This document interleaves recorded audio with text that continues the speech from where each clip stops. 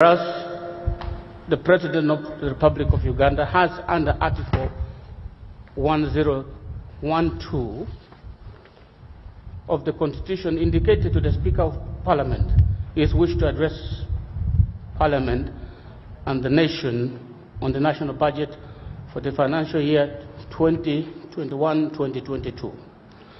Aware that the financial year 2020-2021 will end on the 30th of June 2021, cognizant of the fact that it is expedient that the President addresses Parliament and the nation on the national budget for the financial year 2021.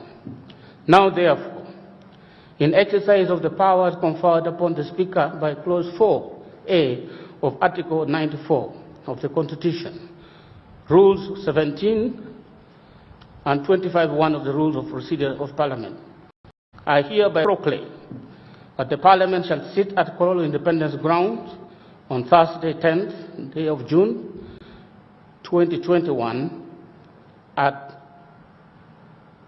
10 in the morning to receive the address of His Excellency the President on the national budget for the financial year 2021-2022, and further consider motions related to the appointment of Cabinet as mandated by Articles 108, 108A, 113, 114 of the Constitution and Constitution of the Appointment Committee of Parliament, and further in exercise of the powers conferred upon the Speaker by the Constitution, the Parliament Powers and Privileges Act Cap 258 and the Rules of Procedure of Parliament of Uganda.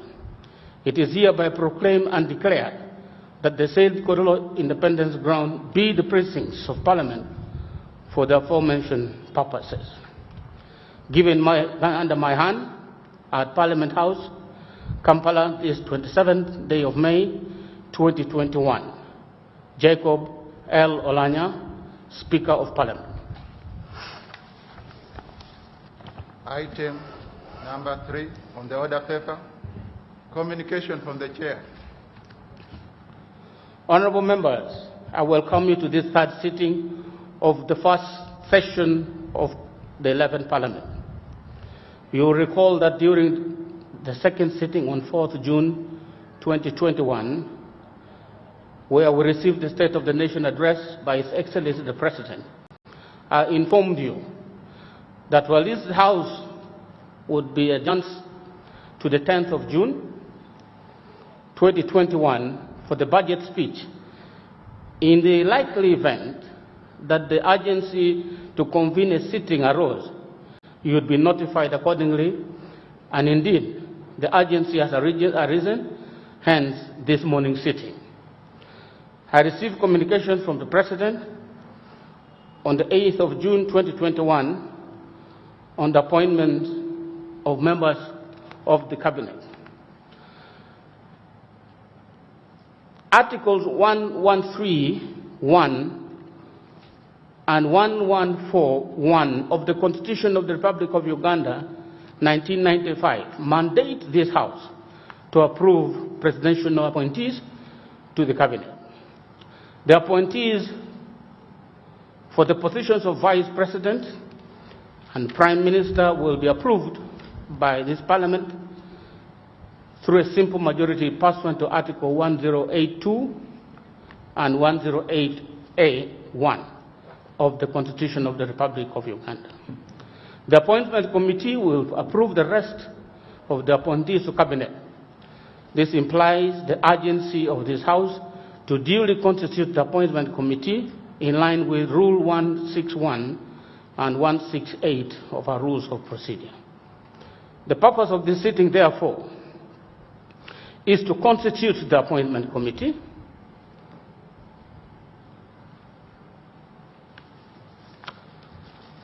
and deal with the motion varying the number of other ministers in accordance with the Article 1143 of the Constitution of the Republic of Uganda. Honourable members, I am also in receipt of a formal communication from the National Unity Platform, NUP, designating the following members for this following position.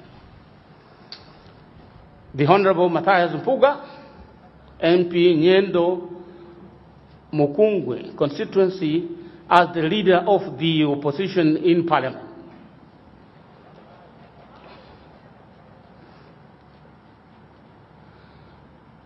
The Honorable John Baptist Nambeshe, MP Manjia County, as the Chief Opposition Whip. Please join me in congratulating the members. I urge you to diligently play your roles as prescribed in the relevant laws and the rules of procedure. Congratulations, honorable members. Maybe at this stage, the Honorable Matthias Mpuga would like to say something by way of acceptance, because if he doesn't accept, then they have to look for another person.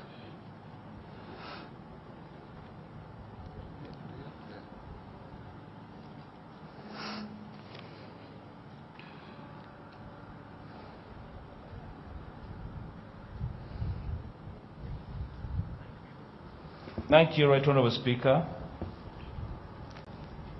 Right Honourable Speaker and the colleagues members of Parliament,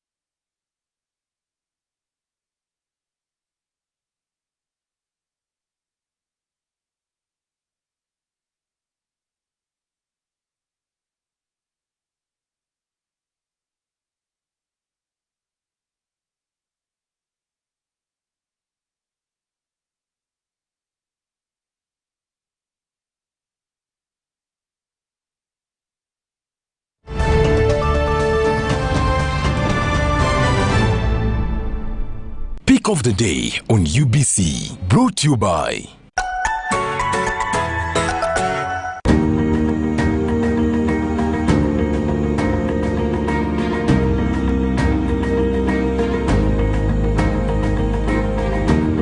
was brought to you by. We've cut and reduced our MTN Momo withdrawal rates. Now you can withdraw mobile money at the lowest rates. You also get MTN Century Points when you deposit, send and withdraw MTN mobile money. Visit our Momo agents countrywide and withdraw mobile money at our reduced rates from 1st May 2021. Everywhere you go.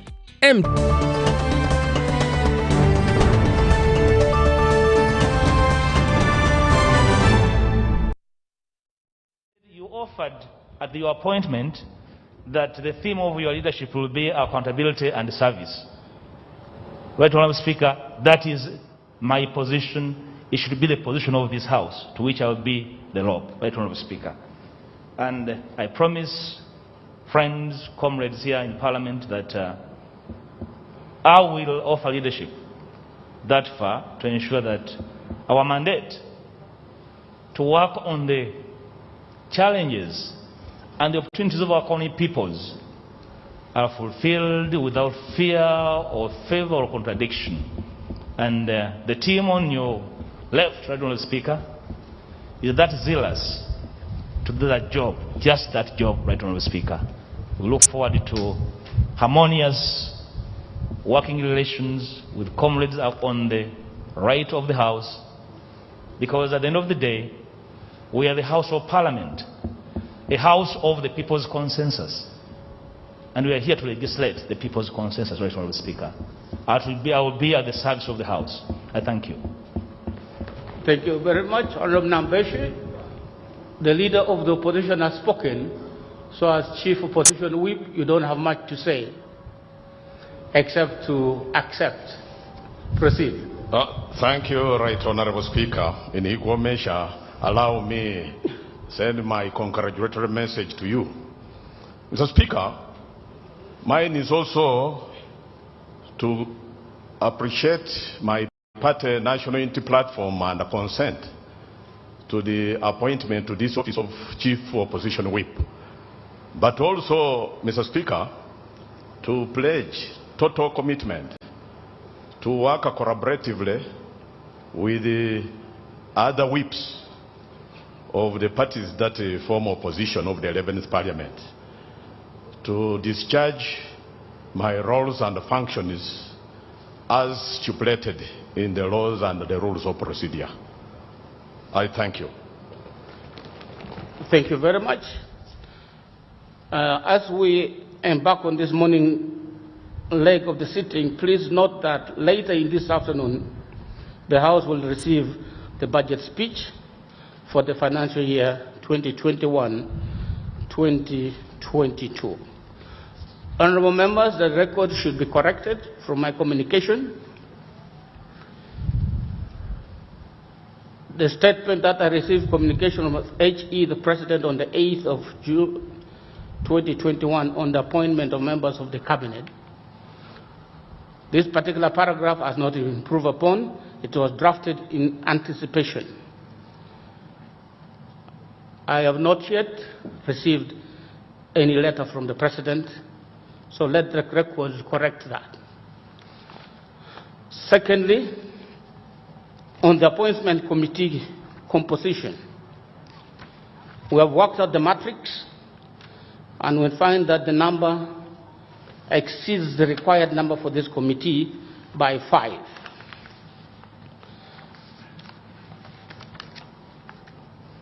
So there is need for the NRM as a party to withdraw 6 names which they had earlier submitted, so that they can now be approved in accordance with the numbers given for this committee. The matrix show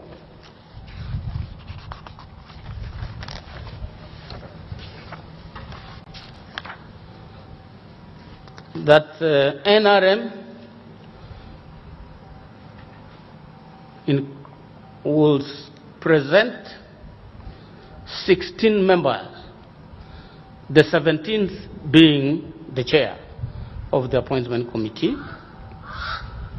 NUP will present 3, FDC 1, DP 1, UPC 1, JEMA 1, PPP 1, UPDF 1, Independent 3. So I urge the NRM party to do this quickly and resubmit, so that by the time I come to this particular motion, the 6 names have been withdrawn. Given that is going to be the first item on the agenda,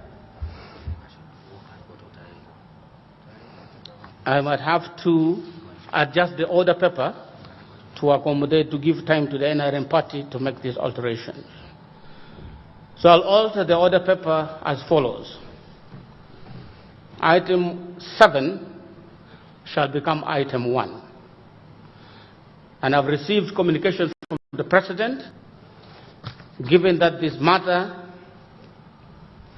has financial implications. Since there is no cabinet yet, no Prime Minister, no Vice President, the President has given the authority to move this motion to Honorable Fox Odoe Oyuelowo, and the person to second the motion will be the Honorable Cecilia Atim Ogwal from Modokolo District. The order paper is accordingly altered, that item 1 shall become item 2. Item 7 shall become item 4, and we proceed accordingly. Item 4, motion for a resolution of Parliament to vary the number of cabinet ministers and other ministers in in accordance with Article 113 and 114 of the Constitution of the Republic of Uganda. Honorable Fox Odoi.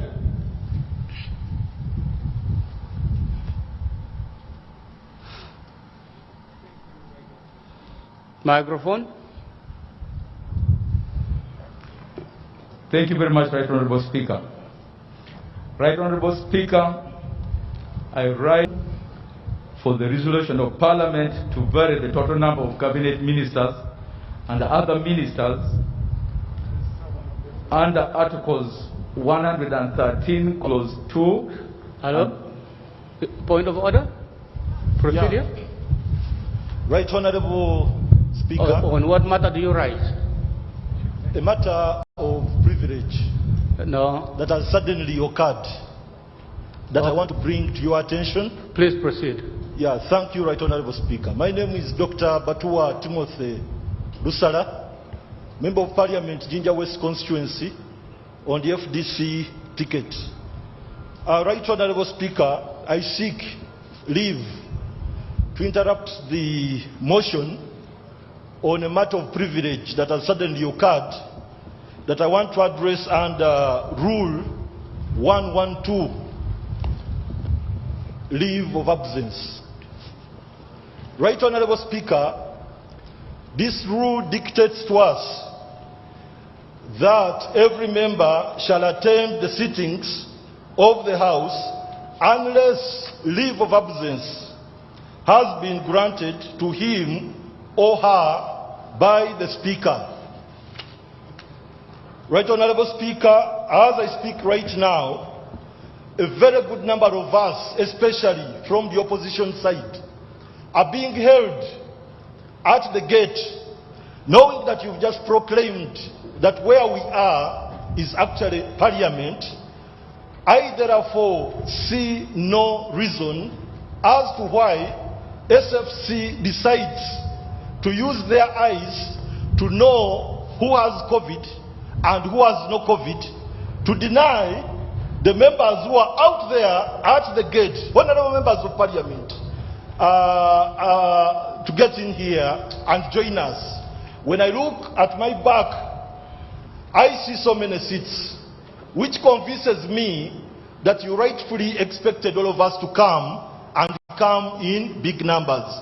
I therefore rise with the presumption that the Right Honorable Speaker could be blind, and I should bring his attention such that he makes a ruling to that effect, and those members come and join us. It's very important, Right Honorable Speaker, for those members to come and join us, because today is very historical. Whereas the Constitution in Article 111 grants the President power to appoint ministers, in Article 113 it limits that number to 21 cabinet ministers. What I have to my information, that the number is going to exceed that, and therefore he will need our approval. It is therefore very important that you make a ruling to the members who are held outside there, such that they come and make a contribution on what is going to take place here. I beg. Thank you very much. First of all, the man you see sitting here as Speaker of Parliament is not blind, as you can see. Two, if you had eyes, you would have seen that I was also held at the gate for about 15 minutes. This is the Speaker. And you didn't see that. Because I needed to produce my COVID results, which was on the phone, which I had shut up and put somewhere else. I had to turn it on and scroll through. And I showed the officer my test results, which were done yesterday. The times are bad. There are so many rules we can bend, but not this one. This one we cannot bend. And if it is because their test results are there, then my ruling would be that they should not come in. But if the test results are there, and they are being held for other different reasons, then my ruling would be different. But the officers involved check the results, valid results, allow all members with the valid results to come in. I have just stated that this House is under attack from COVID, both members and staff. We have cases. So please let's not take this as a light matter. It's a serious matter. Thirdly, we have quorum. We can transact business. Honorable Yellow. Procedure. Thank you, Honorable Speaker. And I also congratulate you for getting that office with that Deputy Speaker. Honorable Speaker, the procedure matter I'm raising is that definitely members were tested, but results are not out. So would it be procedure okay to stop members from accessing Parliament, whereas the failure of producing results is not on them? However, Honorable Speaker, even those testing and checking members, we don't know their results. We have never seen them. The SFC must also display their results before they check me, because I gave in my body to be tested at Parliament. So would it be procedure okay to stop members who were tested by people who have not displayed their testing to them? We are not simple people, right now, Speaker. We are members of Parliament. We are members of Parliament, elected by our people. And the cost of testing us is high. Schools have been closed, but no child has been tested, not even in our areas. So would it be procedure okay, right now, Speaker, to stop us? And those who are checking us, stopping us, we don't know their results, and they are touching us. They might be more dangerous than us, right now, Speaker. You have to protect your people. Thank you, right now, Speaker. Does clarification on what matter? On the same matter, right, Which Honorable Speaker. Procedure? Yes, please. Right, Honorable Speaker. I beg to stand on procedural matter. I know a precedent has already been created before that the reason why COVID test is required as one of the preconditions for accessing Parliament is because of the presence of His Excellency the President. Otherwise, all of us here can confirm that we all converged in the Parliament premises. We all came in the same buses, and so we are all related to one another. So, right, Honorable Speaker, when I look at where you are sitting and where Parliament, members of Parliament are sitting, is very, very far away, almost 1,000 times to where the President is going to sit. In other words, the President is the one who requires that we must have COVID tests. So when you and me attended a function in Atiak, there was a special tent for those who had not got their COVID results or their COVID test. They had a tent. So since these are members of Parliament, I would want to vary, because it's not in our rules. You know, this COVID pandemic has brought so many stress on us. And we may have to find a way. And right, Honorable Speaker, I know you are capable of finding a way. Because now, if we say unless you have a certificate, you can't access, it becomes very difficult. You may think your Parliament is being discriminative, whereas they are not. But as for right, Honorable Speaker, as an elder, I'm pleading for those people who have been cut out from sitting because of just a mere result of tests.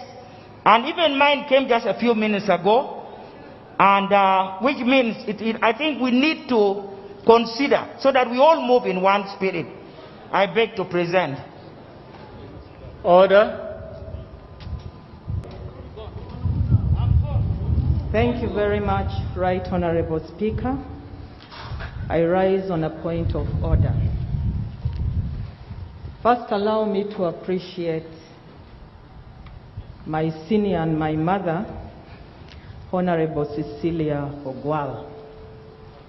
I also want to thank her for putting on her mask, but putting it on the wrong way and exposing her nose. in a place of congregation. I want to appeal to the honorable members who are coming to use this microphone to keep their masks on. Right, Honorable Speaker, when we congregate here, 520 of us plus, it is already a place of gathering. And in a place of gathering, there are many risks. The risk is Excellency the President. And we don't test because we are coming in the presence of His Excellency the President. We test to protect one another. I must correct Honorable Cecilia Ogwal that we are all at risk of getting COVID-19. The point of order? Is Honorable Cecilia Ogwal in order to state that we only test when we are coming in the presence of the President because we risk the President's life and not ours, and calling it a mere test. Is she in order? I thank you.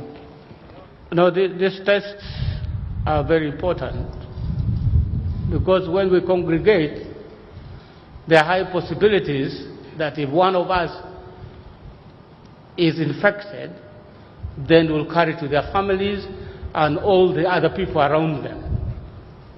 We don't want this to happen. We don't want Parliament to be part of this. I request you, honorable members, these are difficult times. Whatever keeps us safe, we must hold on to it. We can never politicize a pandemic of this nature. The rule is stay safe.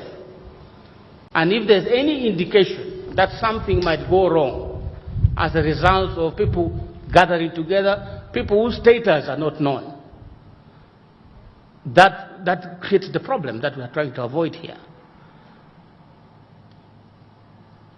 The challenge that I've also noticed is that because of the numbers, the results now take a little longer than usual to come. And sometimes by the time the results come, you are due for another test. The managers of this particular process should make sure they pull up their socks and make this happen. It was since last week that I announced that members of Parliament would be tested on days that are announced that day. And the testing people knew that Parliament would be sitting today for purposes that we have already stated, receiving the budget speech of the President. Now, for results of these particular members not to have been segregated and brought forward so that they can have access to this place is irregular. But that irregularity cannot now make us say, because they did not act on it, let us now put our lives at risk.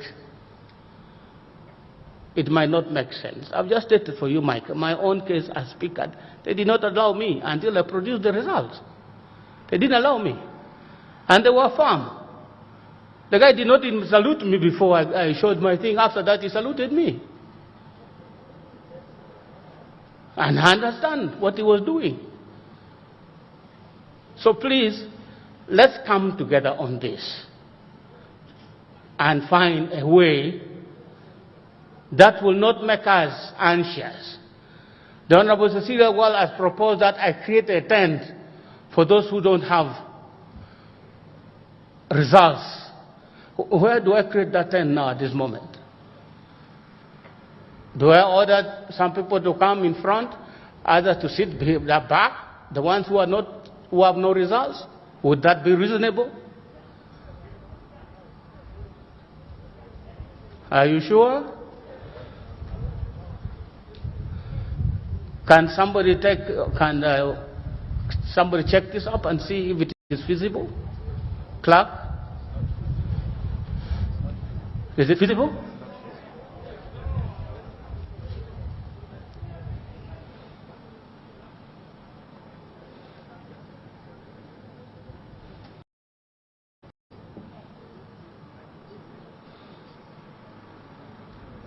I think the place is fairly congested already. And the distances are not even to what was required. Excuse me.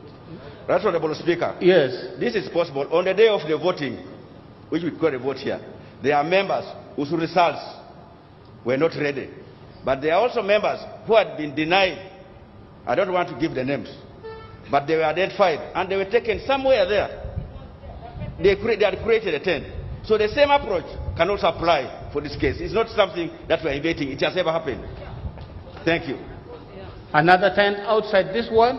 If that is possible, please create a tent outside this one. Yes. Procedure, Mr. Speaker. Procedure. Thank you so much, Right Honorable Speaker.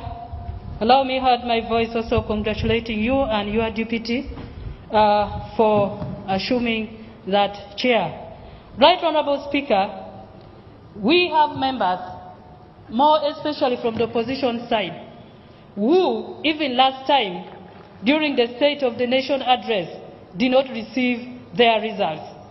And again, they presented themselves for the test, and today they are not here because they have not received their results. Right Honorable Speaker, this is a very serious violation on the part of the members of Parliament who come here not as their own representatives but the representatives of the people who elected them to this Parliament. Right Honorable Speaker, if the members did their due diligence to present themselves for testing and the responsible people who are supposed to do the testing and provide the results have not done their work.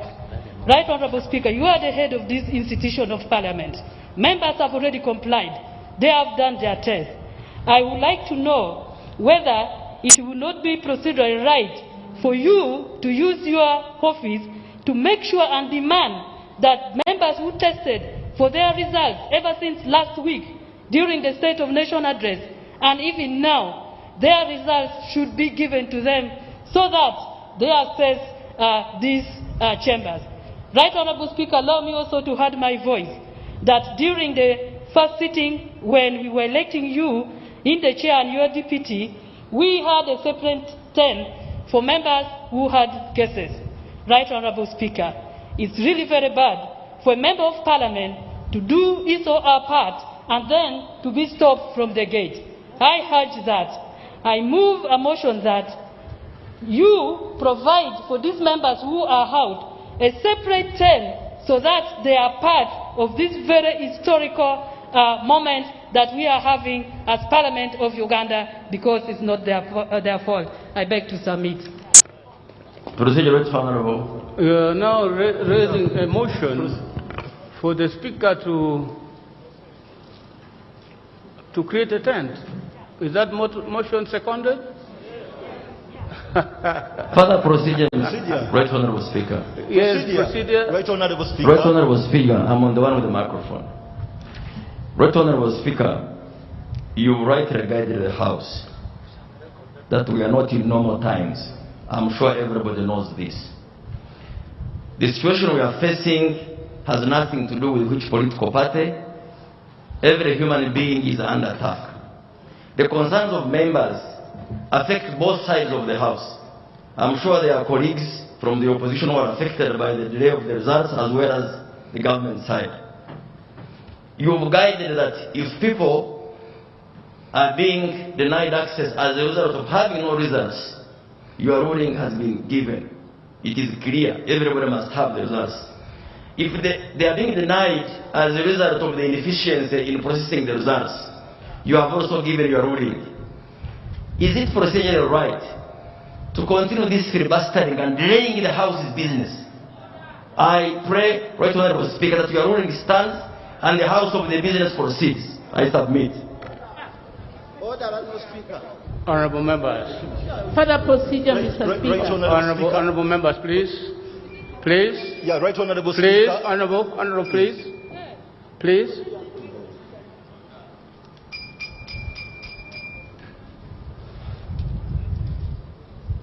I had asked for a tent to be created to accommodate this category of our members.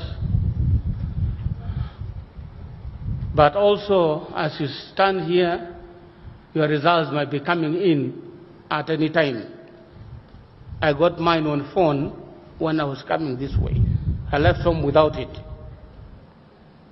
So it does not just affect members, it has even affected the Speaker. I would not be sitting here if that result are not going by what happened to me at the gate. I would not be here. But my results came just before I reached the gate. So, honorable members, let's take this. And I said it should not be politicized. Because the people who are there, you don't know which parties they belong to. Must be all mix of people there. And I don't know whether SFC will know that this is NRM, this is DP, this is... I don't know whether that is possible for 529 members. But please arrange either the holding tent, put some chairs there, although they're on the wrong side with the wind also. If there are anybody affected, the distance is good enough though. But they will not be able to contribute because the microphones are all this side. Yes, how do you move from there and come here when we are fearing mixing? So can we proceed with the business, please, while this is being done?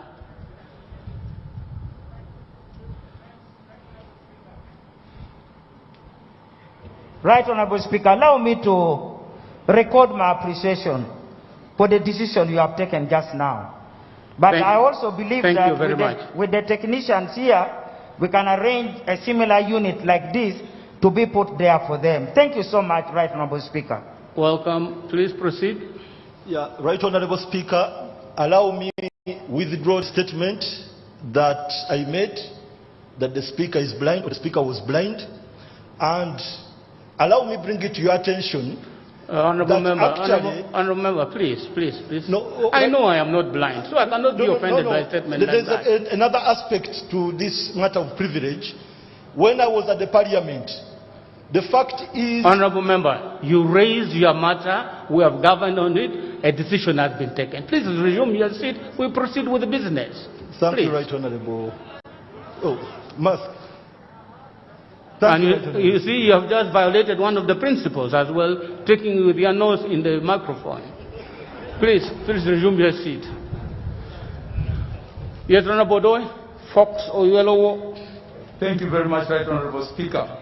Right Honorable Speaker, I rise to move a motion for resolution of Parliament to vary the total number of cabinet ministers and other ministers under Articles 113 Clause 2 and 114 Clause 3 of the Constitution of the Republic of Uganda. Right Honorable Speaker, this motion is moved under Rule 56 of the Rules of Procedure of Parliament and on the express instructions of the President. Whereas Articles 111 of the Constitution of the Republic of Uganda provides that cabinet shall consist of the President, the Vice President, the Prime Minister, and such number of ministers as may appear to the President to be reasonably necessary for the efficient running of the state.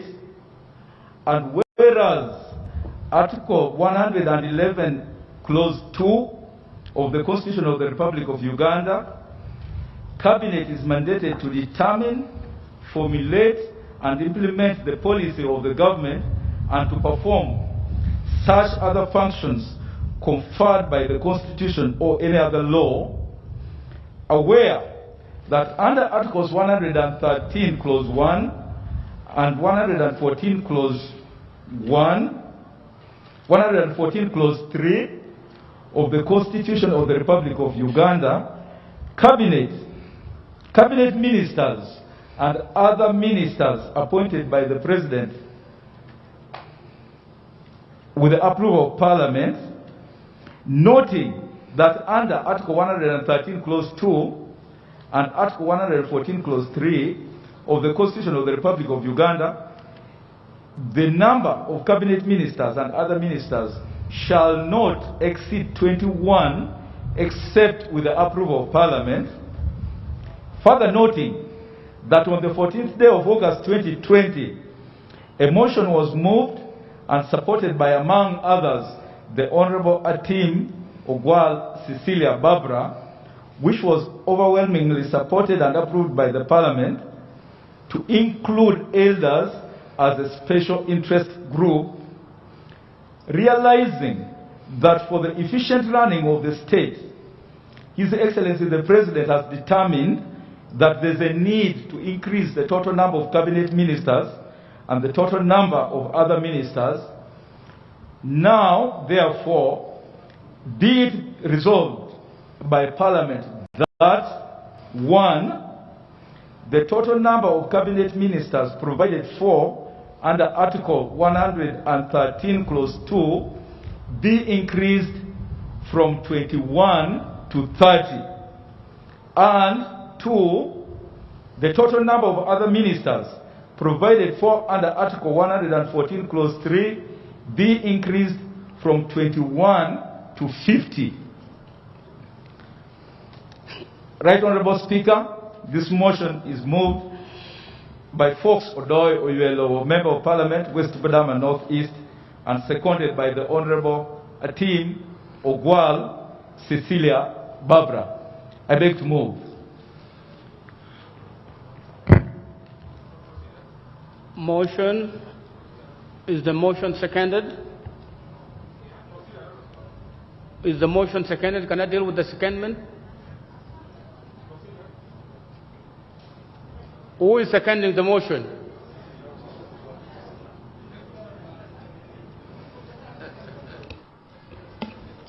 Right Honorable Speaker, the changes here makes the situation a bit strange. So I didn't know where to speak from. But Right Honorable Speaker, I would like to clarify from the presentation made by the mover that although the mover says in this motion that the increase is from 21 to 30 under Article 113(2) and from 21 to 50 under Article 1143, I would like to inform the House from the onset that the variations have been done in the subsequent parliaments. Today, we only need one variation. In other words, over the years, from the 1995 Constitution, we have been increasing. But right now, we need only one. We now have 79, but we need one variation to make 80. So I think that is the first clarification I would like to make. Right Honorable Speaker, I'm standing here to second this motion.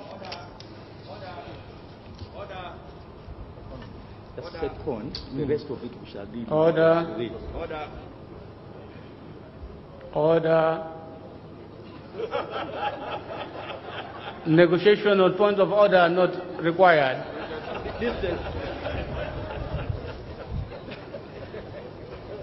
Right Honorable Speaker, we are not negotiating about the order. I was asking Honorable Speaker to keep distance. Right Honorable Speaker, I appreciate the mover and the seconder, and I'm not here to oppose the motion. Right Honorable Speaker, Honorable Emad Cecilia Ogwal is stating that we only need a variation of one. Assume was a different president. That would not be the case. Each parliament must approve the variation as read by the mover of the motion. Not that it's only one. I hope she's listening. Right, Honorable Speaker. I am listening. It's directed to me. So, Right Honorable Speaker, that's the first one. This, Right Honorable Speaker, the mover has put a case of increasing. Which one would come first? Is it the chicken or the egg? Or the egg and the chicken? The list of the cabinet ministers were released before we approved. Was it assumed that Parliament will automatically approve? We thought the list would have come after the motion has been approved by Parliament. So, Right Honorable Speaker, that makes us look like it's a rubber stamp. It's always determined that Parliament will approve whatever comes here. So, Right Honourable Speaker, Honourable Cecilia in order to come here and say we are only approving the increment by one person, yet this is the 11th Parliament. And you know, each Parliament approved the variation of numbers from the 21 to the number required by His Excellency. So is Honourable Cecilia Ogwal in order? I think the Honourable Member was just trying to restate the history. That in the past we have already gone up to 79. This time they are asking for 81 additional. So it's not a very huge variation that the President is seeking on the varying of the numbers. That is the point that she was making. If she made it any other way, she would be wrong. But I suspect she meant what I have just stated, giving a historical perspective and saying, okay, we have done up to 79 before. Now they are requesting us for 80. I think that's the point she was trying to make. And secondly, the list coming before the numbers are increased, that would be improper, because as I told you, I have actually not yet received the formal communication from the President. So the rest of the things you have been seeing, I cannot vouch for it until I see a letter under the hand of the President that these are the names, then I can say something about it. But I haven't received. Probably he's waiting for this motion as well to communicate officially to the Speaker. Because the first communication on these matters come to the Speaker. Those that have gone with it to the press, I don't know where they got it from, but it should come to me as Speaker first. Yes? Thank you, Right Honourable Speaker. We shall take that as hearsay which appeared in the press. Yes. Which appeared in the press. So we shall hear from you. But I think for clarity, that's why you, as being a constitutional lawyer, I wanted us to be really clear whether that's what I was putting Honourable Celia on order is the correct thing, that each Parliament must approve the variation, not that because there was a historical thing, so we just assume.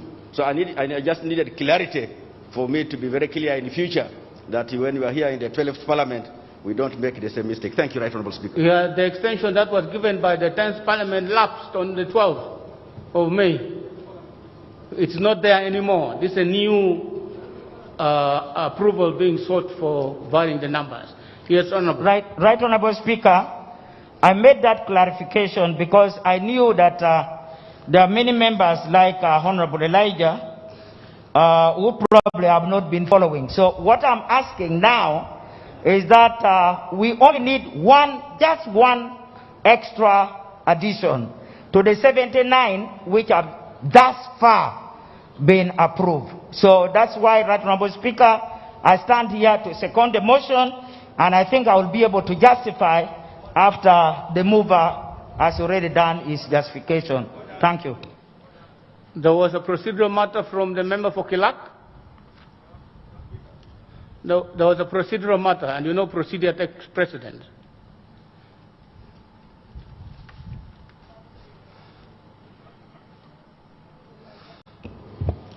Thank you, Right Honourable Speaker.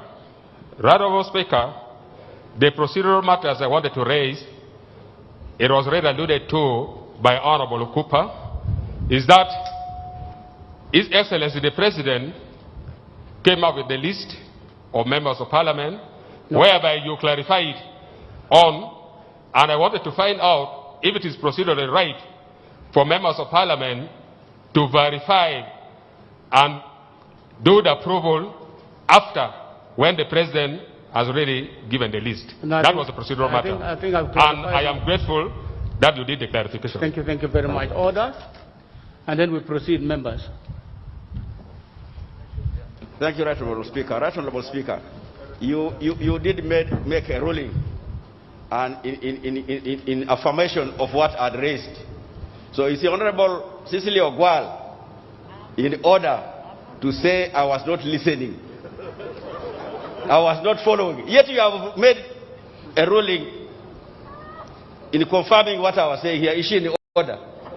No, I think, Honorable Elijah, on this particular one, I think you go and find a moment with Honorable Cecilia Wall and settle it, because I think the matter is resolved as far as the House is concerned.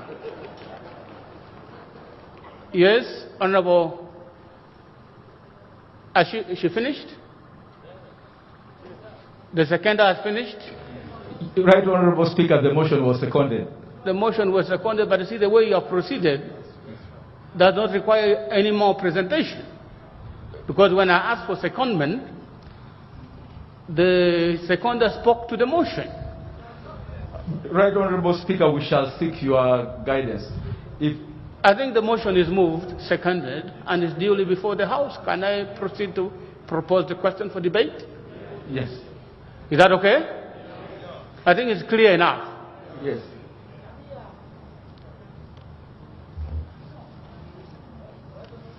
Would you like, yes?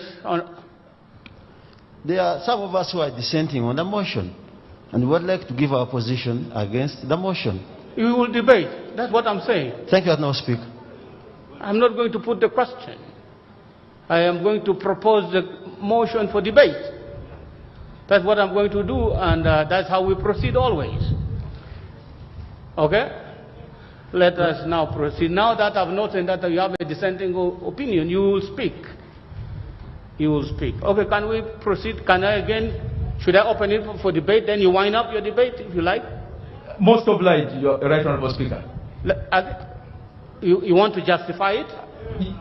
Right Honorable Speaker, it would serve and it would add value if you permitted me to proceed to the motion. Proceed. Thank you very much, Right Honorable Speaker. Right Honorable Speaker, the number of cabinet ministers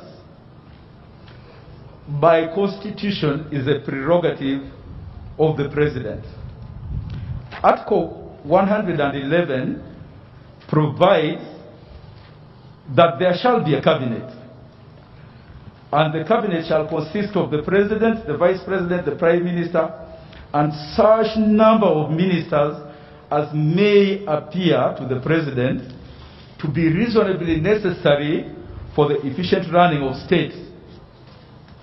The operative and cardinal words, Right Honorable Speaker, are may appear to the President and reasonably necessary for the efficient running of state. So the Constitution confers the prerogative to only one person to determine the numbers that are reasonably necessary and what amounts to efficient running of state informed by those numbers. Right Honorable Speaker, you may be aware. Honorable, please let the member finish. Please, no, I'm raising on a procedure. Yeah, but I know where you're coming from, but let the member finish now, then we'll deal with the procedural matters. He's finishing on his debate. Because what would be the Let's essence follow the sequencing of his argument. Right Honorable Speaker, the Constitution also confers upon Parliament the mandate to permit the President to appoint any numbers over and above 21. The history of this House has showed that right from the 6th Parliament that was elected immediately after the promulgation of the 1995 Constitution, Parliament permitted the President to appoint numbers that were much higher than 21, both for ministers and ministers of state. This has been the practice. It was done by the 7th Parliament, the 8th, the 9th, and lastly, the 10th. By the time we go to the 10th Parliament, the threshold had increased from 21 ministers to 30. And for other ministers that are popularly known as ministers of state, the numbers had increased from 21 to 49, making a total of 79 ministers and other ministers. Right Honorable Speaker, the President proposes to appoint one more Minister of State in charge of the elderly, and I'm going to give a justification for this. You may be aware, Right Honorable Speaker, that we have just come out of the presidential and general elections, where the President, Yoweri Kaguta Museveni, was elected overwhelmingly by the people of Uganda.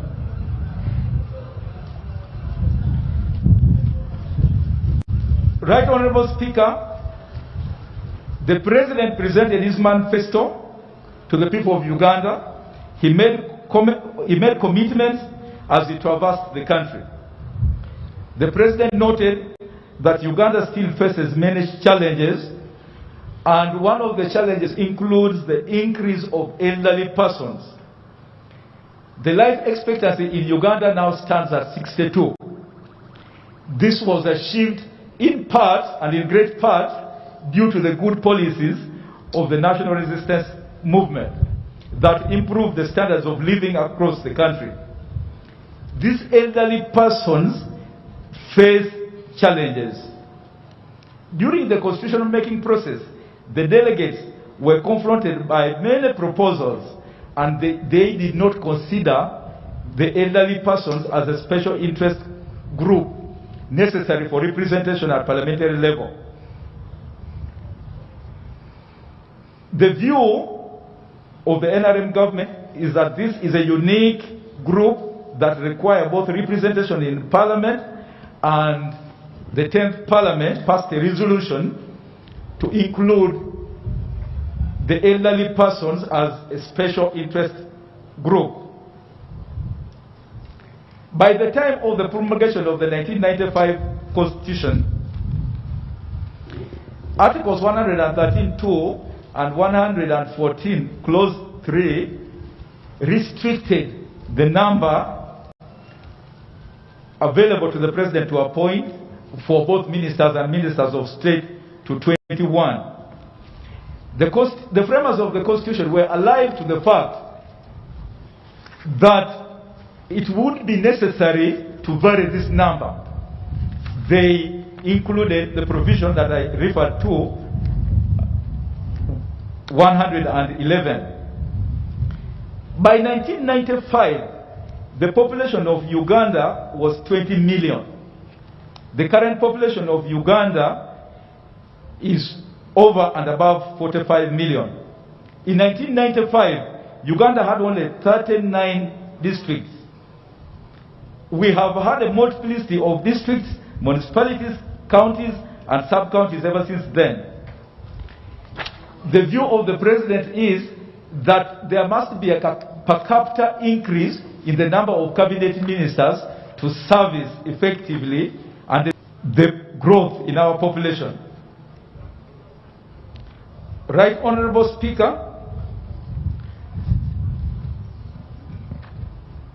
this motion seeks to request this House to invest in more numbers in cabinet for the effective and efficient service of country.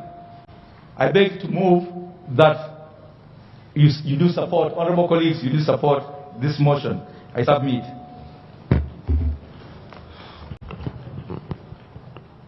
Any addition from the seconder? I propose the question for debate now. Right, Honorable Speaker, I have seconded this motion not because of the platform or the policy package that was presented by the NRM that led to the election of the President and MPs present here. I supported this motion because of specific reasons that we are all aware of. Right, Honorable Speaker, when you look around the House, you look around the documents which has recorded the number of the members of the 11th Parliament. It is very hard to find remnants of the Constituent Assembly. But it looks as if I'm a lone remnant of the Assembly. And I stand here to apologize that at the time when we were debating the 1995 Constitution, we had not focused seriously on the unique needs of the elderly. So whereas we catered for the needs of other interest groups, we did not cater for the elderly. And Right Honourable Speaker, I would like to remind the Member of Parliament that right now we have 5 parties represented in this House. By order of existence, we have UPC, DP, PPP, JEMA, and NOP. And NOP right now is leading the opposition in the House. That's how democracy works. So we, the opposition, are practicing practical democracy, where you see tangible change. Right Honourable Speaker, the country is yet to see regular elections leading us to peaceful change of regime, peaceful change of government. That's what the country is praying for. But as for now, Right Honourable Speaker, it is important that we have legal framework and policies that takes care of the elderly. The elderly are suffering. You are all representatives of the people of Uganda. In your various areas, you know that there are many people who have reached the age of 65 and they are dying because of high blood pressure, diabetes, because there is no legal requirement that takes care of their unique needs. It is important that we begin to focus on that. I'm appreciative of the fact that the government has come up with the SEC program. But the SEC program is not adequate, it's still lacking legal requirements and policies. So, Right Honourable Speaker, I stand here to request that we should not only allow the 5 members of Parliament to enter Parliament, and we don't provide adequately for that particular sector. Much as we have allowed the 5 members of Parliament to come, as per the motion I moved on the 4th of August last year. And I'm very grateful to Parliament. Nobody opposed that motion. Very few, except 1 or 2 people who did not oppose, not because they were opposing it, but because of other issues which were resolved. But it was popularly approved, and now today we have 5 members representing the elderly. It would therefore be fair that we follow up that motion with a ministry set up to ensure that we come up with legal framework and policies and programs that uniquely takes care of the elderly. Right Honourable Speaker, I beg to request the appointing authority that while making the appointment, we also need to know how the deployment is being done and whether the deployment actually takes care of all the areas that members of Parliament are concerned with. So I beg to move, Right Honourable Speaker, that this motion be approved. And I want to assure my fellow members of the opposition, in your area, particularly in Dokolo, people are complaining that the age of 60, the age of 80 is not favorable for them because of the suffering that those people have been subjected to for many years. Many of our old people die at the age of 60, 70. By 80, you rarely find old men and old women of 80.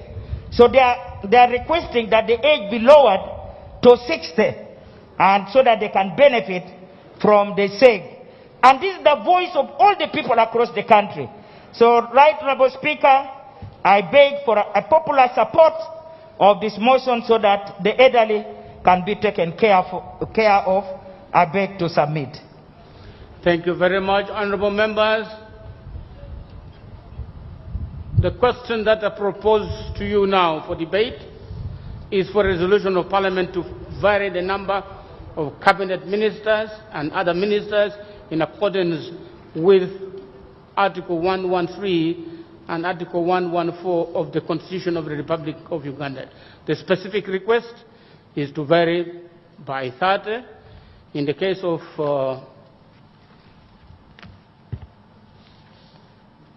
by 30 in the case of cabinet ministers and by 50 in the case of other ministers. That is the motion for your debate, and debate starts now. You have to be a bit visible because it's difficult in this kind of light, and let's try to keep our comments sharp and short. Yes. Honorable Sewungu. Thank you, Honorable Speaker. I want to thank the mover of the motion, Honorable Fox Odey, who is actually not a beneficiary of this motion. And Honorable Speaker, I'm against the motion. Honorable Speaker, I'm disputing what the Honorable Member, Honorable Fox Odey, has said. We don't determine ministers by the fact of having a big population, Honorable Speaker. When you go to Kenya, Kenya has over 70 million people and they have 23 ministers. Tanzania is above 100 million people. They have 19 ministers. Even Burundi, which is gaining democracy of recent, has less than 20 ministers. Rather no Speaker, I've been in this parliament. Ministers are never here. We are creating ministers for nothing. When shall we ever respect our constitution? When shall we ever give a breathing time for this constitution? Rather no Speaker, I was in the 10th parliament. We had a minister who was appointed by the president, an ex-official, from somewhere, I think, Bunyoro, to become as a minister for the elderly. We vetted that minister, Honorable Speaker. You were our boss by then, as of then. This lady never had qualifications. And we spent 5 years without that ministry. Honorable Kawafunzachi was a minister, Honorable Speaker. And she had to step down because of our problems he had by that time. The ministry remained vacant for all that time, and there was no effect against it. We are putting a lot of money on the administrative costs for nothing. Honorable Speaker, as I conclude, 80 ministers is a cost on Ugandans. We want to improve schools. We want to deal with the COVID. Ministers don't attend the parliament. Some of them come on the doors throughout. Even if you make an analysis of all those ministers, some have not attended. Recently, I attended a function where a minister came, but even the NRM supporters never knew the minister. They were asking me, Honorable Sewung, who is that one? I told them, just look at the flag of the car. It might be somebody similar to a minister. So we cannot just continue rubber stamping everything for the sake of impressing others. Honorable Speaker, let us look at this country. Where are we putting all these ministers who are not appearing? That we are going to pass the Prime Minister. They don't appear in Parliament. Some of them have never said, even laid a statement on that table. Why do we want these ministers at the cost of Ugandans who are suffering? Are we giving them cars and airtime? Honorable members, revisit your constituencies, revisit your homes, revisit those people who voted you, and determine whether you need 80 ministers. Kenya is moving faster. Tanzania is moving faster with a low number of ministers. Uganda, 80 ministers. RDCs, those administrative costs I cannot support as a member of parliament from Kalungu West. Thank you, Honorable Speaker. And I pledge, I beseech you not to support this motion. Thank you, Honorable Speaker. Can I have the Honorable Musila John. Musila? Right, Honorable Speaker, Vubulo. thank you. Vubulo East, I raise to support the motion. I may not go to all allusions of the law, procedures, the constitution, and whatever. But the move of the motion, Honorable Doi, and the seconder touch my side, especially that those of us who represent rural constituencies with the elderly people. I wouldn't really think that Honorable Sewung would talk about this, especially when he knows that this country has a very large population now aging. Right, Honorable Speaker, you are yourself within the age of almost moving towards that age of elderly. I raise, therefore, to support fully the motion having been proposed and seconded by those who did that, fully that we move just only one.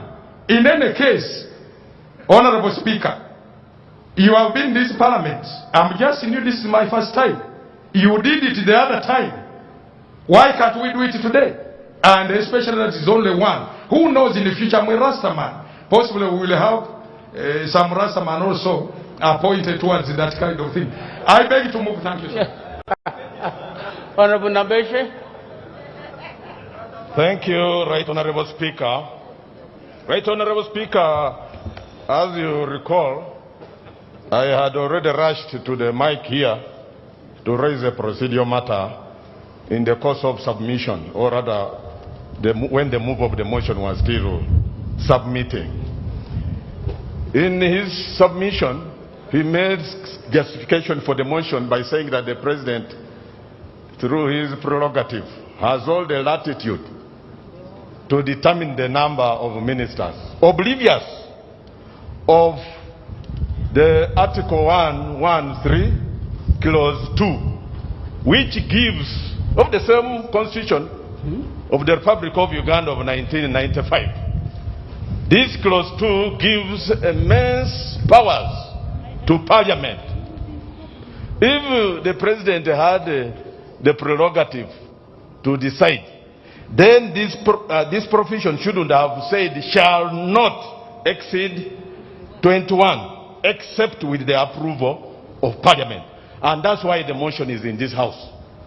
Mr. Speaker, we would like to make a correlation with the bloated cabinet with improved service delivery. I would implore members to see whether there is a correlation between the so many members of ministers in the cabinet and the improved service delivery in the countryside. Instead, it exacerbates the public spending of this country. Mr. Speaker, you realize that the economy at this time, in fact, it should only be this Parliament that is discussing increasing the numbers of ministers, bloating cabinet, having a bloated Parliament, having numerous administrative units which are an administrative cost to the economy. Most parliaments in the ravaging pandemic of COVID-19 are discussing, or rather charting, strategies of how to avert a recession. Mr. Speaker, I will give you information later. Mr. Speaker, for us here we are discussing bloating a cabinet for improved service delivery, when experience and the facts on ground show that increasing these numbers will only increase the cost and put the burden on the shoulders of the taxpayer. Mr. Speaker, we should borrow a leaf from our neighborhood. If you go to Tanzania, and may God give eternal rest to the former president of the Republic of Tanzania, the late John Pombe Joseph Magufuli, marehemu. This is a man who in just one single presidential term moved the economy of the country to a middle income status. How did he do this? One measure of austerity. In fact, this Parliament, Mr. Speaker, with all due respect, we should be discussing austerity measures, given that our economy is punching below its weight. He ensured that the size of cabinet was reduced, even almost to half that of his predecessor, the then President Jakaya Kikwete. He reduced the cabinet to 19. And with 19, he was able to deliver or elevate the economy of Tanzania to middle status income. Here we are. We have a president who is obsessed with numbers, and I would want, therefore, to increase the numbers of cabinet as if that will be directly proportional to the services that will be delivered to the local populace.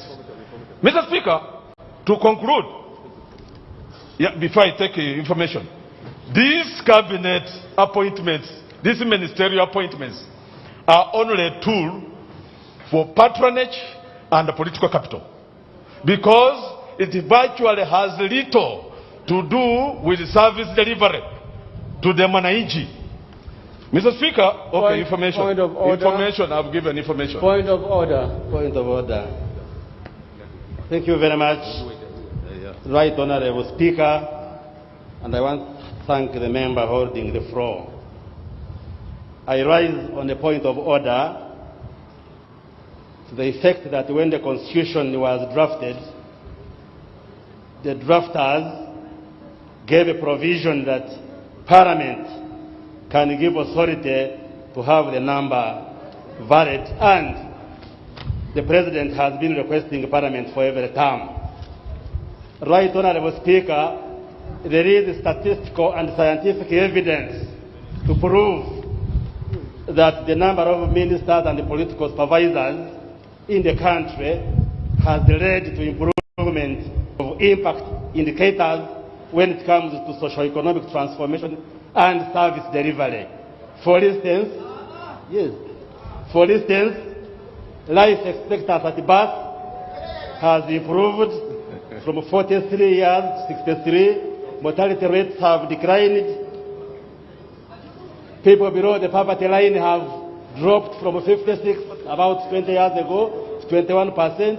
And there is a demonstration that political leadership, including numbers of political leaders, has led to this improvement. So is it in order, Right Honorable Speaker, for my friend Honorable Nambeshe to speak as if there is no science which can prove this? Where is the science? Where is the empirical proof? Honorable Member, I think that's a matter of differences of opinion.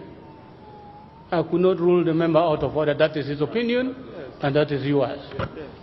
Please wind up. Yeah, thank you, Mr. Speaker. But you see, the leadership accord stipulates very clearly that someone with vested interest, self-interest, like the Honorable Proceed, Honorable. Bariamonsi, should not even have participated in the deliberations of this matter.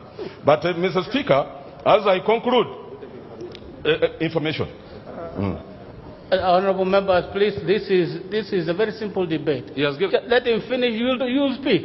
Okay, most obliged. Okay, as I conclude, Mr. Speaker, I would like to take members of this 11th Parliament down memory lane, so that you do not allow to be used as rubber stamps to approve executive decisions, even for wrong reasons. Mr. Speaker, the attrition rate of the 10th Parliament was extremely high, above 75%, not only of members of Parliament, but also of ministers. Are you suggesting that because the ministers were many, so the attrition rates were high? No, I'm not prophesying doom. Oh, but is that what you're saying? What I'm saying is that, Mr. Speaker... I think you should wind up. I'm winding up. Wind up. Mr. Speaker, I'm saying that members ought to be very cautious in their minds and hearts of hearts in approving this list. In fact, I expected the President to revise it downwards, to vary the numbers, like his late friend who passed away, but that he is varying the total number upwards. Mr. Speaker, this 11th Parliament should not be authors of their own misfortune. I beg to submit. Honorable members, it's about that time for our friends from the Muslim faith. I'd like to inform you that provision has been made for you to do your prayers. The time comes, there's a small tent behind the big one where you can go and have your prayers. Honorable members, the following members will speak. And please limit the time before I limit it myself. I'll take the honorable call. Listen to the order first, then you start speaking in that order. The Honorable Akol, Anthony, the Honorable Sawanyana, the Honorable Batwala, Doctor, the Honorable Alum Santa, Honorable Aliek Judith, Honorable Ogon, Honorable Babiko Jessica, Honorable Olanya Gilbert, Honorable Kai from Chiboga, Honorable Tony, are you in that order? Please use little time. These are simple matters. Right Honorable Speaker. Procedure, Mr. Speaker. Procedure? Mr. Speaker, sir. During the 10th Parliament, this floor passed the statutory instrument about COVID-19, taking the safety of everybody and of our people. Just a few minutes ago, we've been discussing the issue of safety and social distancing. Mr. Speaker, are we proceeding well when members of parliament who are supposed to be exemplary congregate together and line up without social distancing? Mr. Speaker, sir. That's part of the solution which I've just announced. I list your name so you don't have to stand together waiting to be picked. So I've picked the following to take care of that situation. I was deeply concerned myself. Please, let's use little time. Right Honorable Speaker, I first of all have a lot of respect for Honorable Fox Odoye and Honorable Cecilia. It is very rare for me to disagree with Honorable Cecilia Guan. She is the elderly and senior. But Right Honorable Speaker, today, every word that would come from them did not convince me. Especially, I expected that they should have come out very clearly to inform the House that when we had only 21 ministers in cabinet, this was their performance. Now when we added the figures to this, then the performance increased to this level. This detail did not come out completely. The issue that we need the elderly people to be in this parliament was sorted out. They are members of parliament here. It is not obvious that without creating that office, then there is no elder in this house that can actually be in position to be in any ministries in this country. We are aware that the Ministry of Gender also takes care of the elders in this country. I therefore don't see a reason as to why we are insisting that we should increase the number of the ministers. Especially the fact that the Constitution talks about only 21 numbers. By now, if we are supposed to do something different, what are we doing different as 11th Parliament? It should start now. And we have the authority. It is coming from the Constitution of the Republic of Uganda. Those who are saying that it is upon the President to decide to see how many people he should work with, you should ask yourself, first of all, I know some of us are beneficiaries and they are here in the House. And I'm sorry for my friends who are not happy about what I'm saying. Ask yourself, how can we help the President to do things differently? We cannot go and do the same thing year in and year out and we expect some different in what comes out from our performance. Especially when we are talking about the COVID-19 situation now. We should be asking ourselves, if we are faced with these challenges of COVID-19, what are we reducing in terms of the cost in the country? Because what is important always when you are faced with this kind of challenge, you look at how can you reduce the cost or how can you increase the revenue. How are you going to increase the revenue to accommodate the more ministers you are putting in place? That should have come out.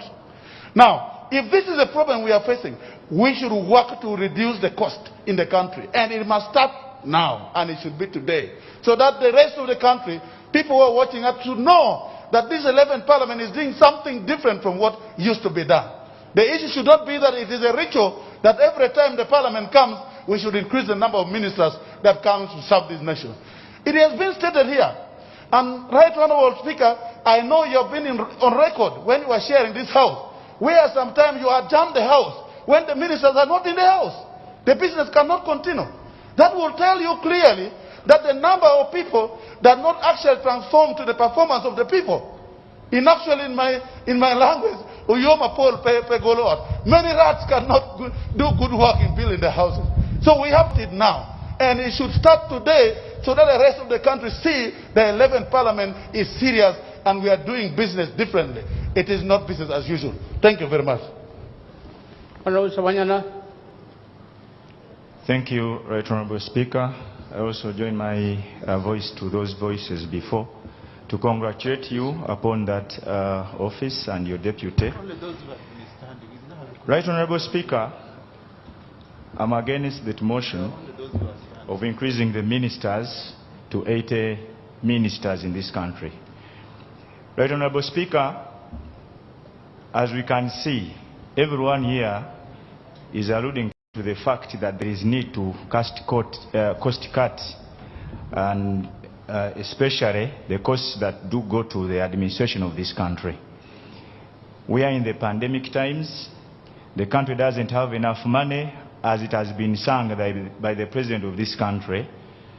The country is geared towards another lockdown, but only to hear that Parliament has again increased the number of ministers to 80. You promised us that this will be another Parliament that will be doing things very differently. We want to be starting today to do these things very differently by not allowing such to happen under your chair. Right Honorable Speaker, we have always had the President introducing ministries that are a copycat, a duplication of some ministries, without roles different to the existing ministries. We have had the ministers without portfolio. We have had the minister of general duties. We don't know which kind of duties are general. Some of the ministers that we would want to create today. There are some positions that the President has rendered useless in roles to this country, especially if I'm to go by the saying of your predecessor, Honorable Rebecca Kadaga, who said that the vice president post is useless to this country. It does not perform the right roles. So such ministries should be removed, and we scale down the number to that rightful number which will benefit this country. And again, there was, as Honorable Fox Odoi was proposing that increase, he gave an example and related to the regional balance, the population service per capita. But as we see, if I'm to go with the proposal in the President has proposed some names, if we are to go with that. But you see, the region with most people, the central region, according to the numbers, if we are to pass these 80 ministers, they only have 10. And the top positions are not to them, the central region for which I represent here. So that means that there is that discriminative nature of appointment by the President. And we don't know why it is the region in the center that the President this time now is saying there is no position in the top 12 positions of this country.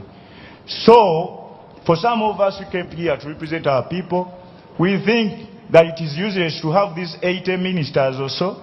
Let us have the 20 or 30 that can give us service without considering so many reasons, but considering the nature of this country, the economy of this country, and even the way the President behaves in appointing his ministers, not based on what the people need, but based on what he needs as the fountain of honor. I beg to move.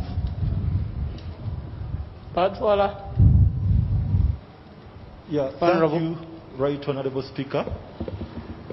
My name is Dr. Batua. Yeah, thank you. I oppose the motion, but most importantly, I congratulate all those who were appointed for the various offices, and I rise not to draw enmity or envy, but advise the nation. I'm one of those parliamentarians who take this as an important privilege and opportunity to get into this house and debate as a way of building our nation. Right, Honorable Speaker, if at all the State of Nation address was a very important address, as it is, and as I do believe it is, because the law requires us to listen to the President in silence. If there is anything that I shouldn't forget, it is when he talked about the economy of this country. He particularly stated it to us that the GDP of this country was to be 6%, but because of COVID, it reduced to 3%. It was halved. It's not a surprise. So many things have gone by half due to COVID in this country. The period or the progress of education has reduced by half. A student who would take a year to complete a class is taking 2 years. Working time has been reduced. Bodabodas only work up to 6, yet they would want to work overnight. So we are making our arguments against the evidence of COVID, which is not a simple matter.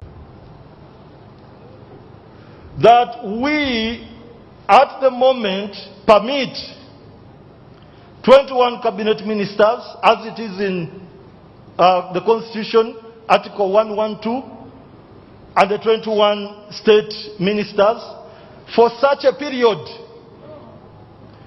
as to when the cabinet minister in charge of health will ably inform us that the country is relieved, greatly relieved, of the constraints that are bestowed on us by COVID. And it is at that moment that we gather and consider whether we stretch the cabinet further or not. It is today that the country is going to be half-locked.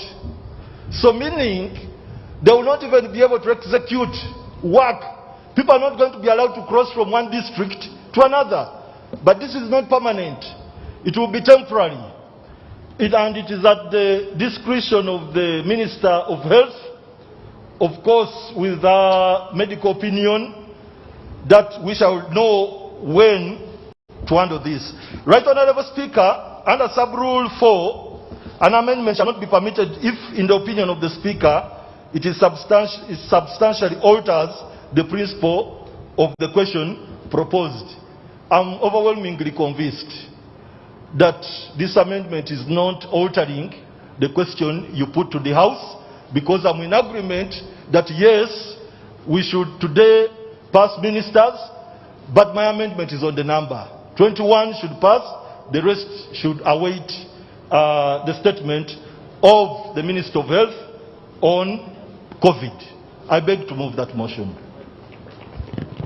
Honourable Member, your motion actually, just like you have stated, alters the fundamentals of this motion. It's not acceptable for now.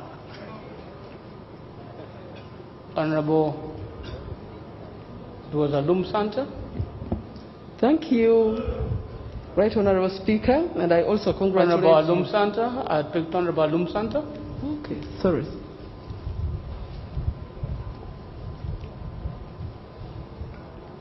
Thank you, Right Honourable Speaker. Right Honourable Speaker, I rise to support the motion about increasing the number of the minister and most especially Right Honourable Speakers, the elderly. Right Honourable Speaker, the elders of this country have given it all. They have given their energy to this country, and by the facts which is on the ground, Right Honourable Speaker, I am the General Secretary for the forum called SAGE in the last Parliament of Uganda. And we have been moving throughout the country, Right Honourable Speaker, seeing the problems, the suffering of the elders who really did all that they could for us to see a beautiful country like this.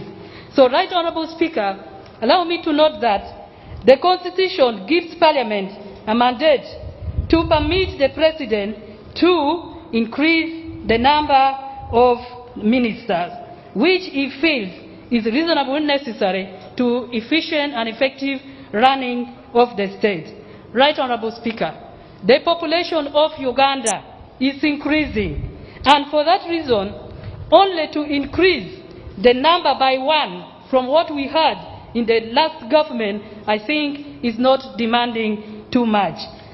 Right Honourable, I also want to note that Much as this is the 11th Parliament, and it should be unique as the 11th Parliament, we cannot completely close our eyes from what other previous parliaments did, because there are lessons that we can pick which can help us to perform extremely well as the 11th Parliament. So for that reason, Right Honourable Speaker, the 10th Parliament moved this motion that the elders should really form part of this 11th Parliament. So it's only prudent and good enough that we follow it up by also having an elder to sit on the cabinet of this country. Right Honourable Speaker, as I've noted that there are a lot of issues concerning the elders of this country. For example, we are representatives of the people of Uganda. Almost all the elders are saying that the age of 80 is really too high. We have very few people who have reached that age. So, Right Honourable Speaker, we need a minister who will be specifically focused. He or she should focus her mind or his mind on the issue that affects the elders of this country. And how best can we do that? The starting point or the beginning is now by permitting the President to increase one more position. Right Honourable Speaker, Uganda is unique in addressing the issue of disadvantages and also inequality worldwide. We have been recognized for doing this. And as I've noted, the elders have a lot of disadvantages. They have a lot of unique problems.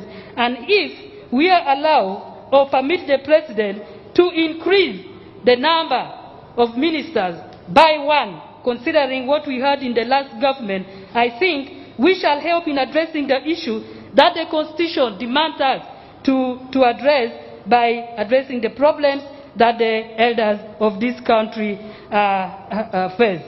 Right Honourable Speaker, I beg your pardon.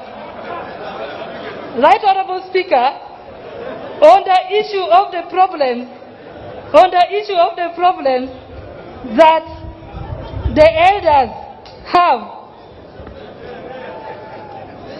Yes, Right Honourable Speaker, on the issue of the problems that the elders have, I would like to request all the colleagues who really respect the elders, who really see these variations as coming forward to address the challenges that we have by allowing one person to sit in cabinet and follow up the issues that we have been struggling with concerning the elders of this country. I want to thank you so much, Right Honourable Speaker, and I really invite my colleagues to support this motion. I thank you. Thank you, Honourable Aliek.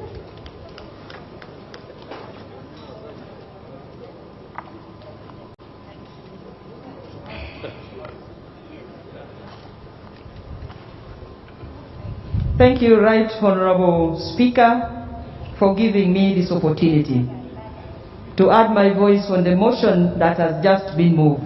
But before I proceed, Right Honourable Speaker, it has been a common practice that we have sanitizers around here, so that as we come to speak here, we should have to sanitize ourselves. I don't see the staff of Parliament sanitizing the microphones that we are using. We are not safe, Right Honourable Speaker. Right Honourable Speaker, I would like to thank the mover of this motion, Honourable Fox Odoi, and the seconder, Honourable Hatat Cecilia Ogwal. If you are in this Parliament and you are discussing this motion and you have never been with an elder, wherever you come from, Right Honourable Speaker, then you cannot support this motion. You cannot. We have moved, we have lived with the elders in our various societies where we come from.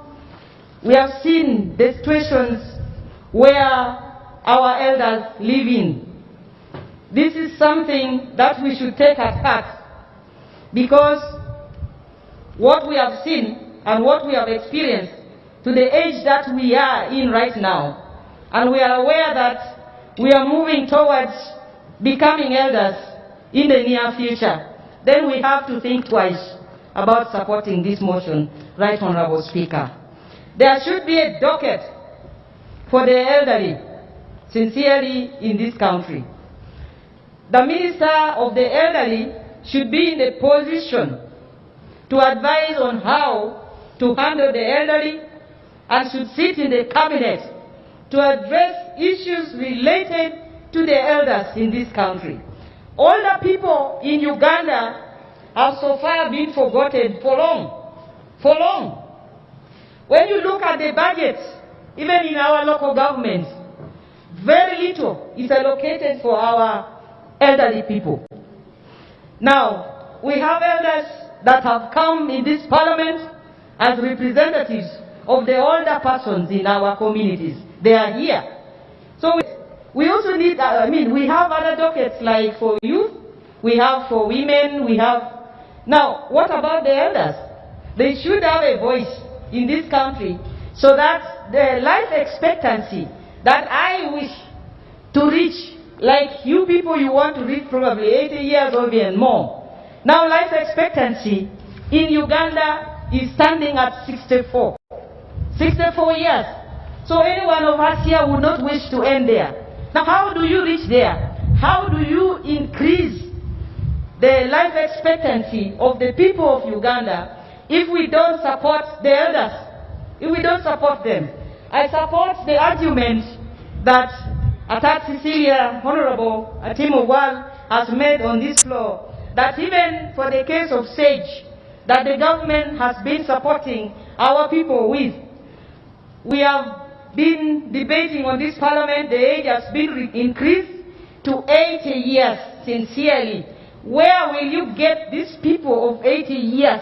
Count them even in your respective constituencies. How many are there so that they are enrolled in SAGE? Other than going back to the age of 65, so that we enroll our people, from that age we can now increase on their life expectancy if we support them.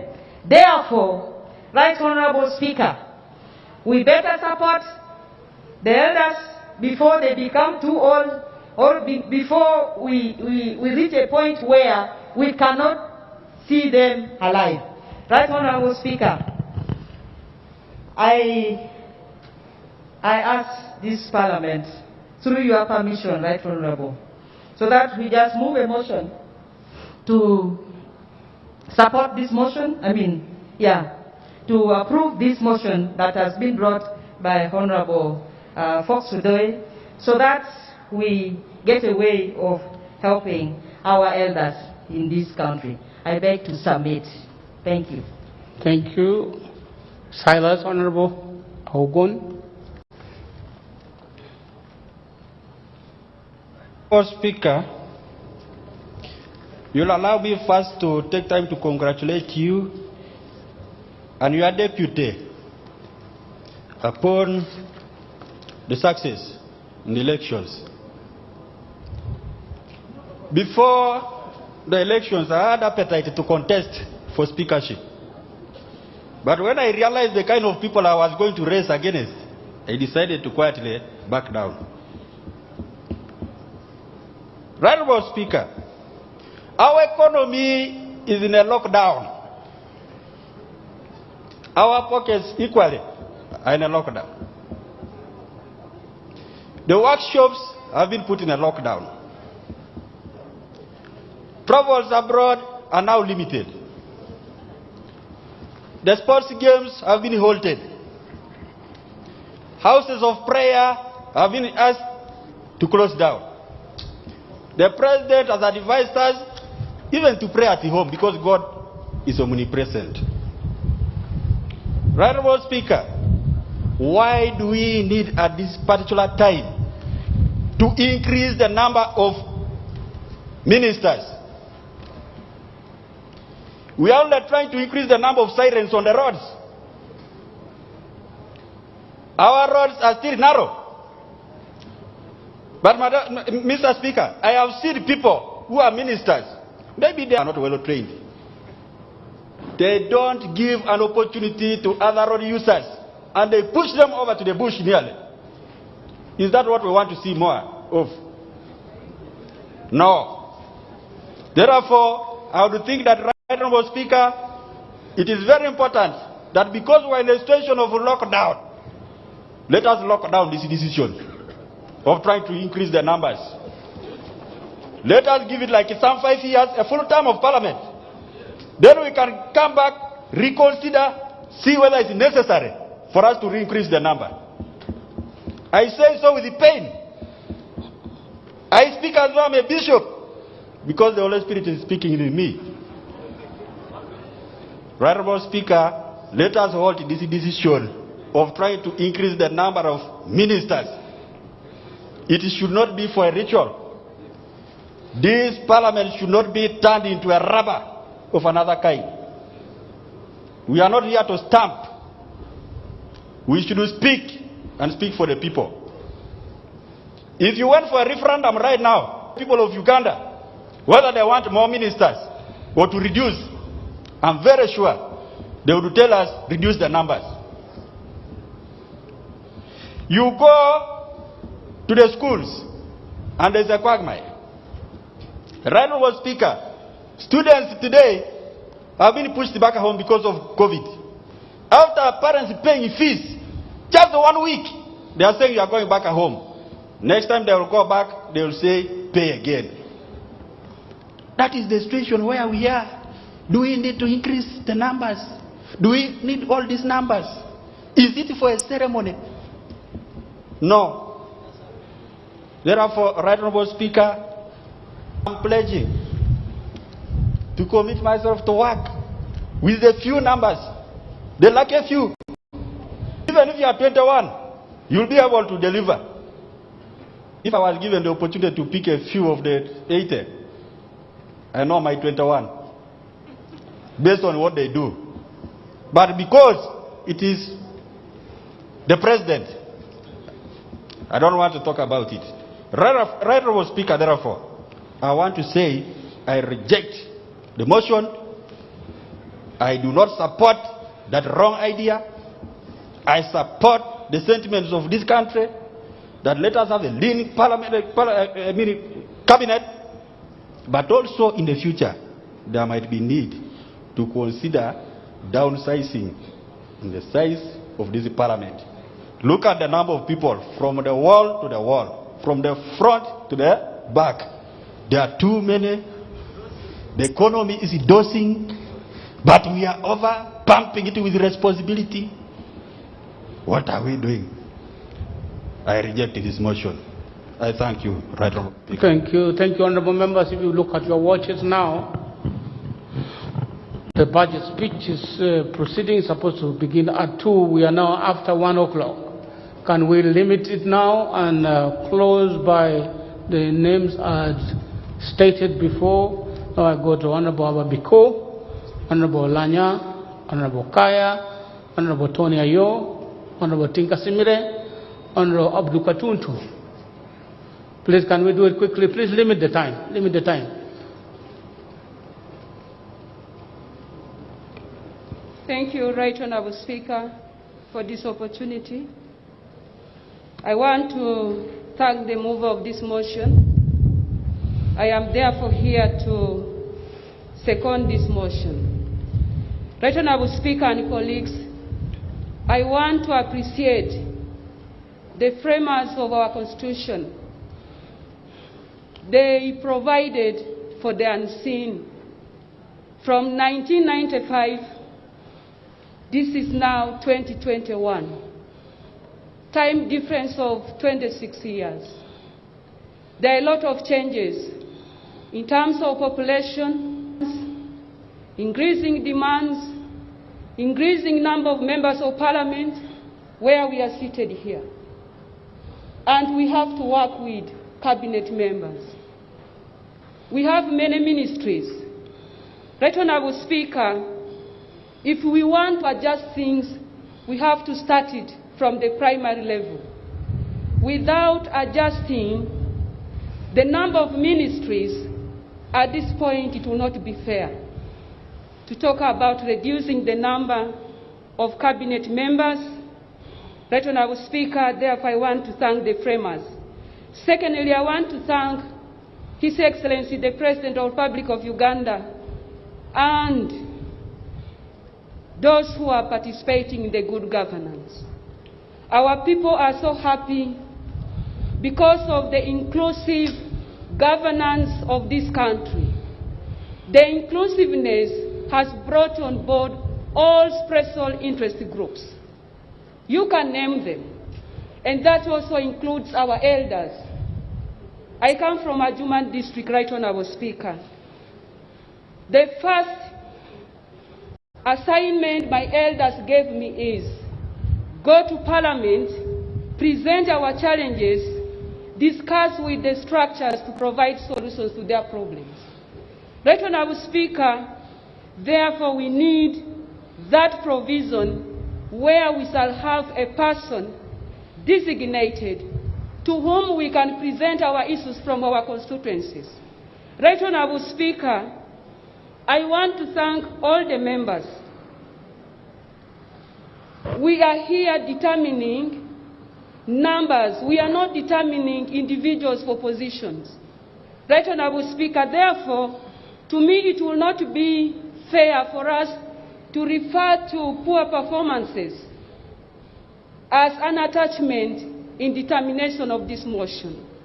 Right Honourable Speaker, I pray that we support this and we add this one number.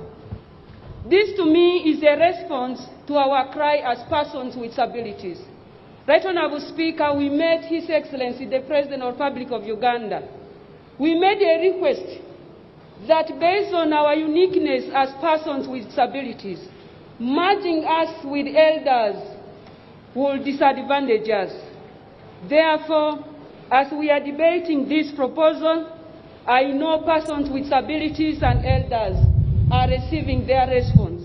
Therefore, I highly support this motion. Right Honourable Speaker and colleagues, debating and handling things differently does not mean that you should always dissent, because we are providing justifications on why this number should go up by 1. And people are stating the reasons as to why this number has to be added. Therefore, I strongly believe that this shift is a positive shift. It is not just a change that people are opting for. Therefore, I thank His Excellency the President, my colleagues, in supporting this motion. Thank you so much. Honourable Lanya. Thank you, Right Honourable Speaker. Right Honourable Speaker, allow me to join my colleagues for congratulating you for having been elected democratically as the Speaker of the 11th Parliament. I congratulate you, Right Honourable Speaker. Right Honourable Speaker, looking at the matter in point, we need to ask ourselves as the country, at this particular time, given the situation, is it relevant for Parliament to be discussing increasing the numbers of ministers at this particular time? Right Honourable Speaker, we are not in a normal situation, as you stated. Right now, the economy is down. Private sector is down.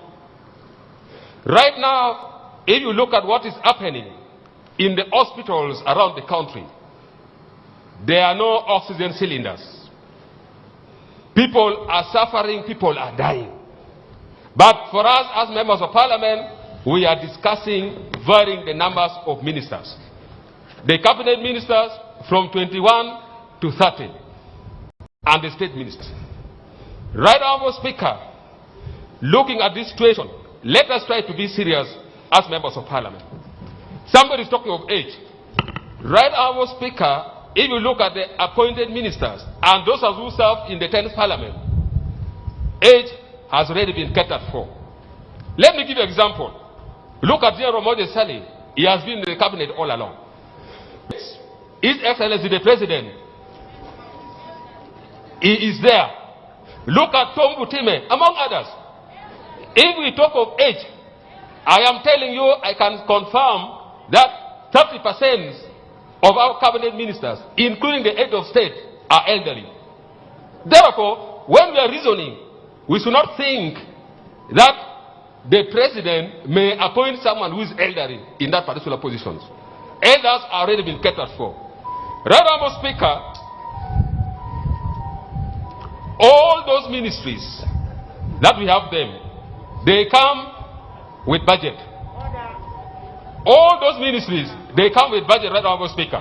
Point of order.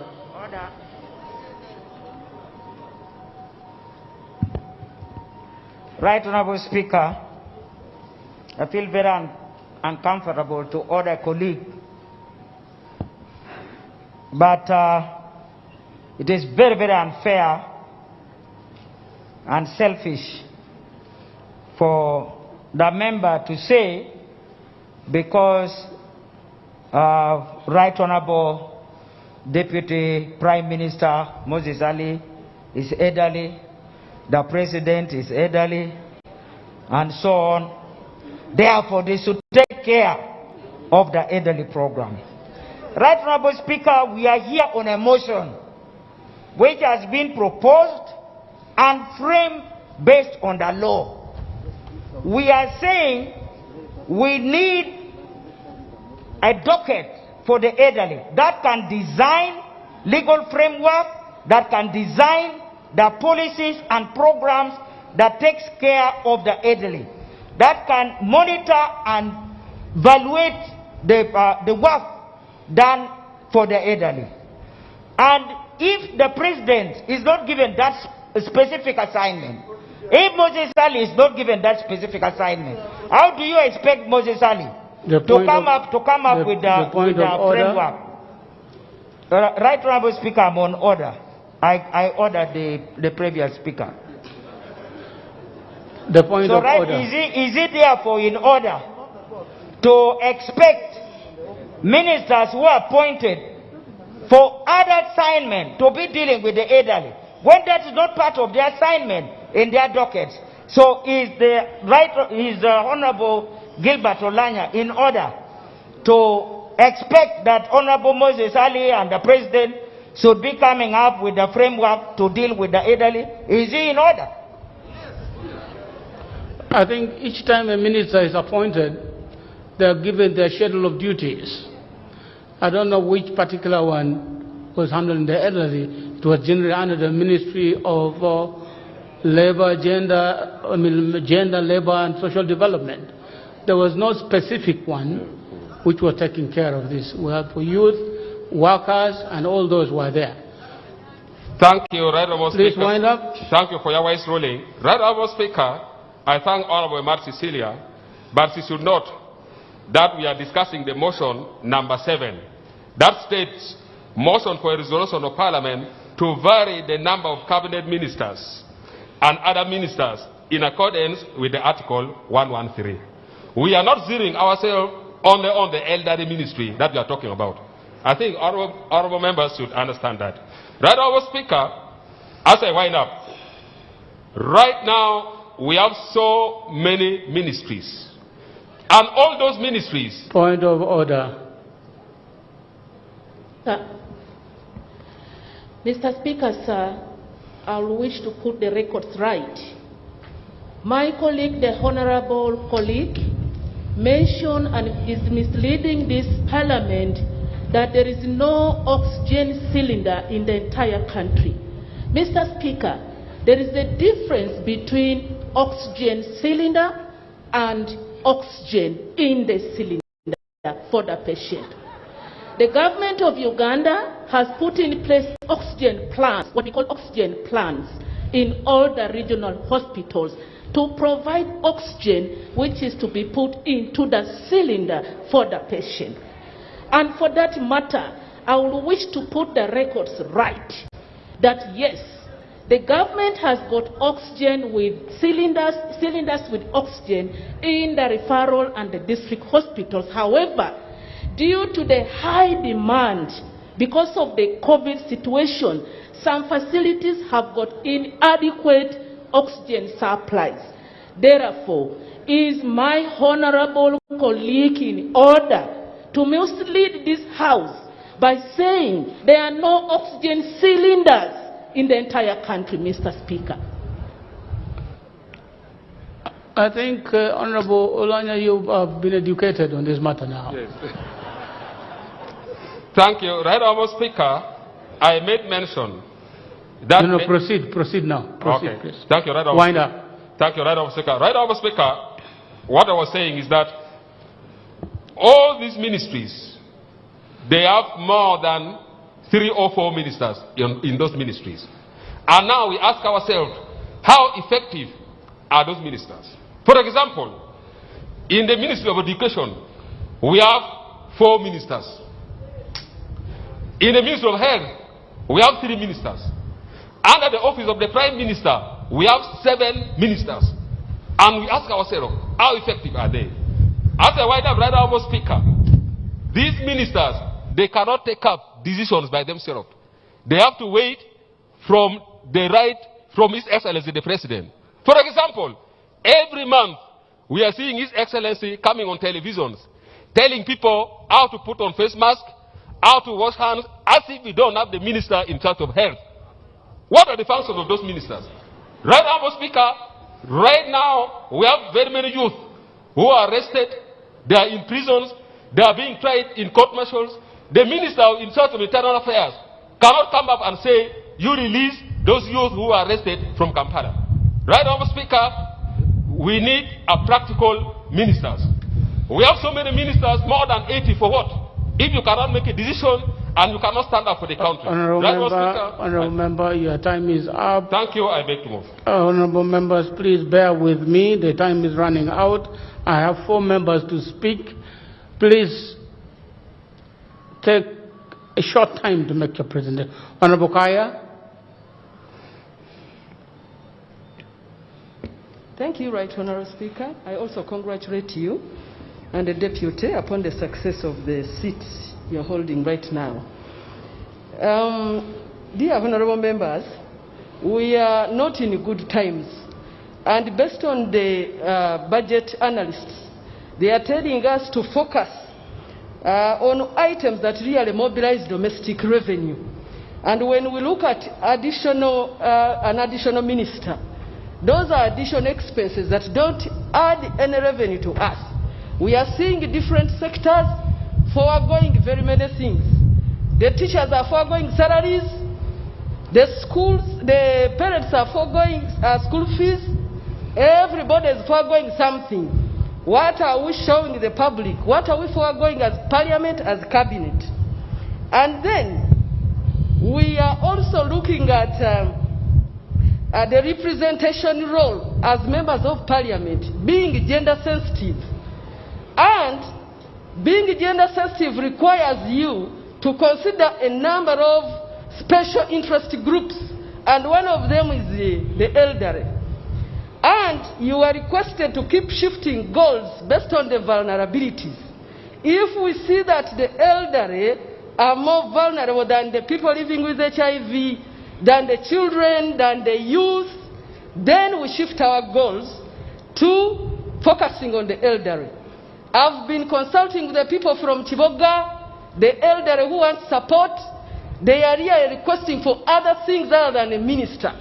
They are requesting for additional money in health.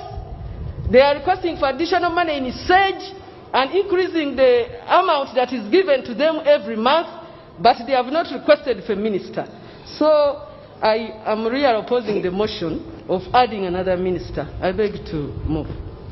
Thank you. It's not the people asking, it's the President asking. Honorable Tonayo.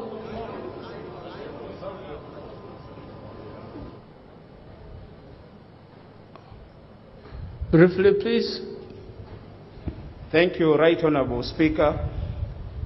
Right Honourable Speaker, I wish to congratulate you upon the confidence that this Parliament put on you to be the Speaker and your deputy, and we only pledge cooperation and working together to support you in doing your work.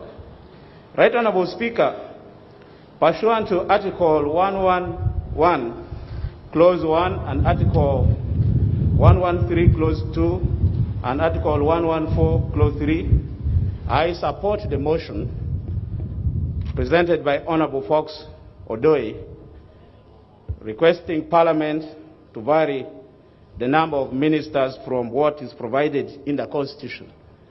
Right Honorable Speaker, I support this motion majorly because, among other things, one, in the previous government and like last Parliament, the number of ministers were up to 79. And in the 11th Parliament, the President has made a request to add one additional Minister of State to make the number get to 80. And the ministry that the President is requesting is to have a Minister of State in charge of the elderly. Right Honorable Speaker, this is why I totally support the motion. I have been a member of the Parliamentary Forum on SAGE.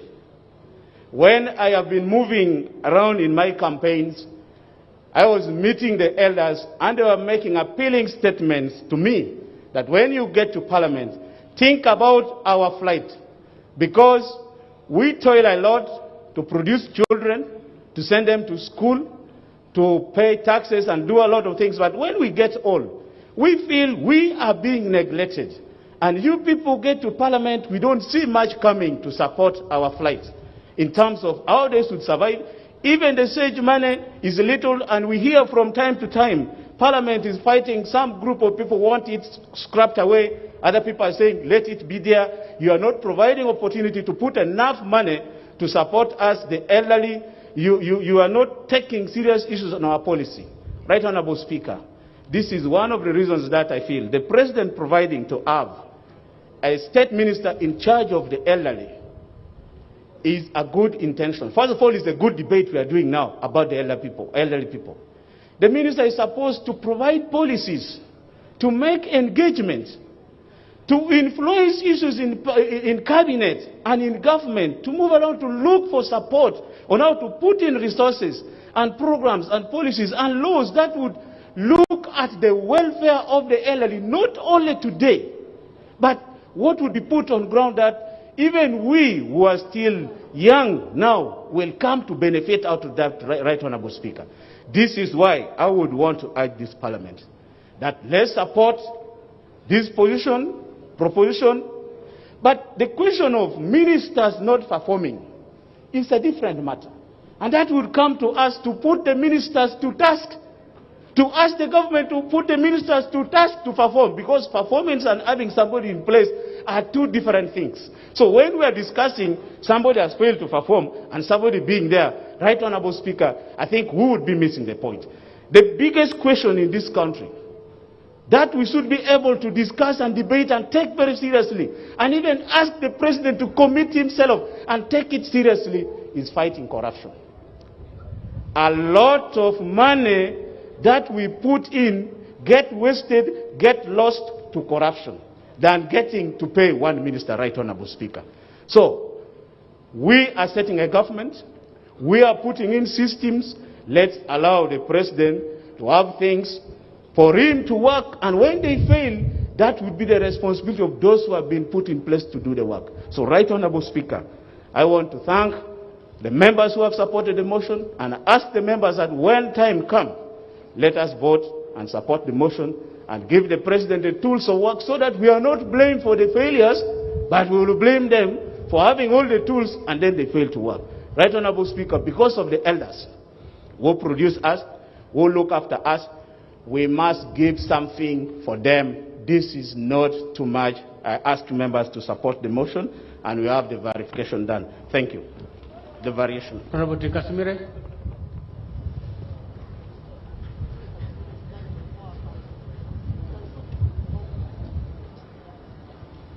Is he here?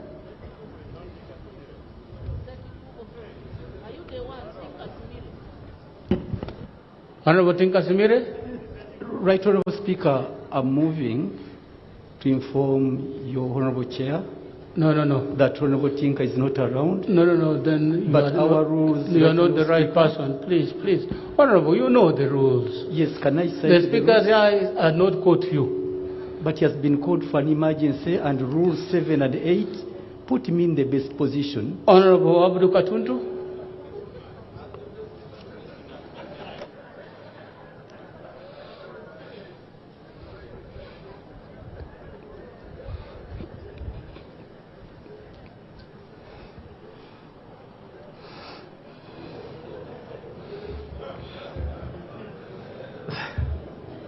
Thank you very much, Right Honourable Speaker.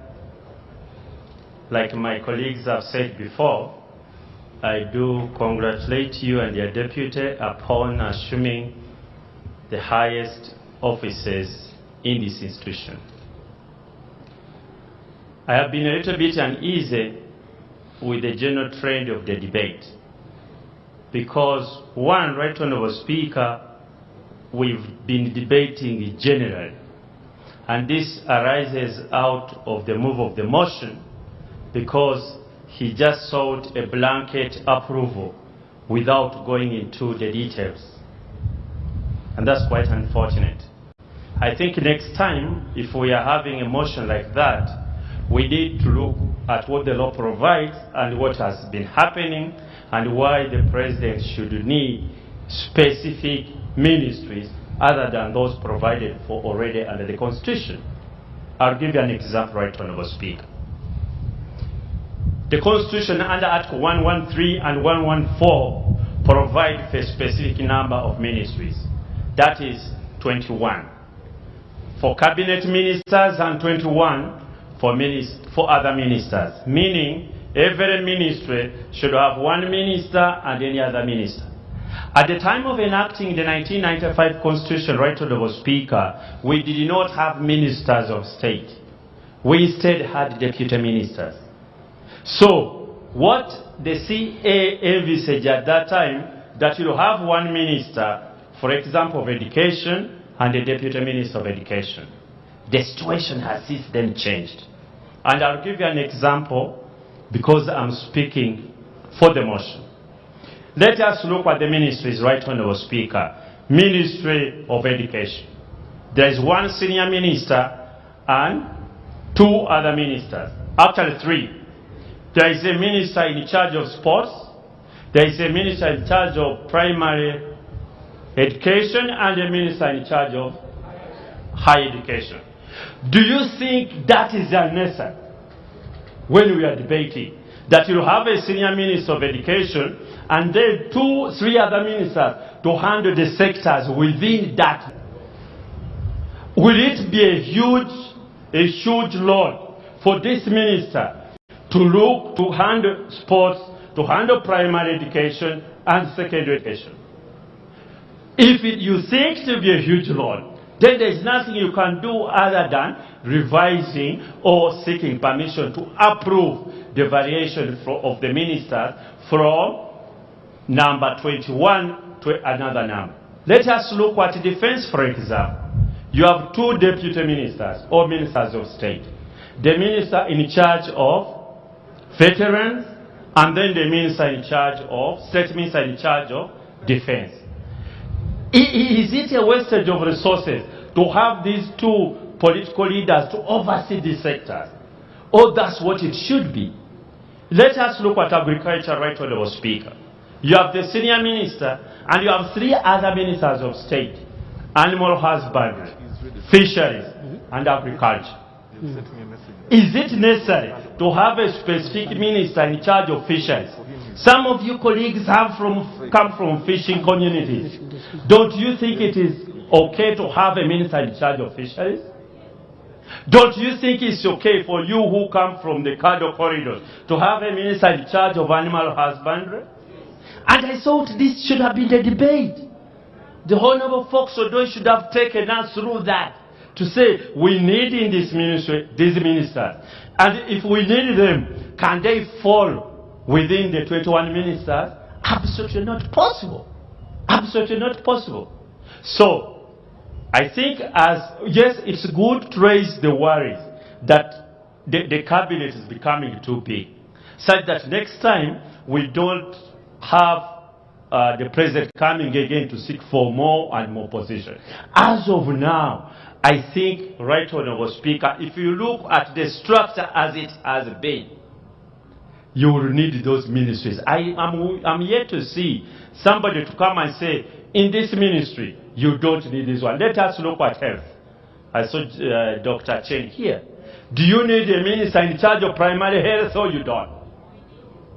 Do you need another state minister in that ministry to do general duties to assist the senior minister or not? I think this is the whole debate. This is what the debate should be.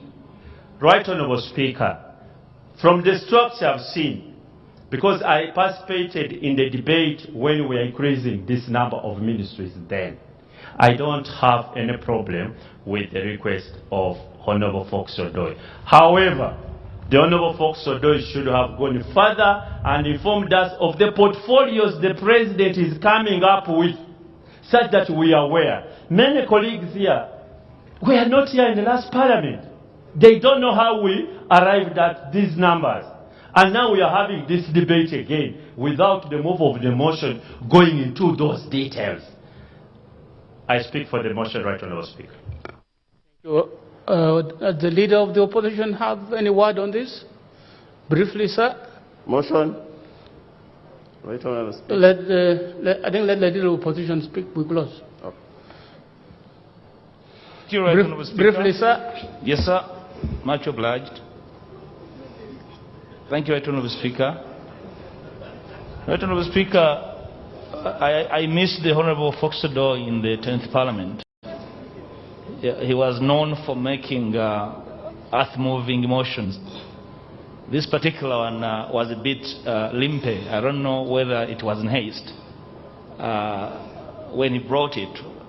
And I'm not sure whether another day he could bring it the same way. I share the sentiments of the Honorable Abdul Katun, to my senior, that probably the mover could have done better. First of all, the debate, various. I think members have been speaking the fact that couldn't the president cater for the elderly within the 79? There's no one against the elders of this land. The debate is about the numbers. The members are describing as bloated.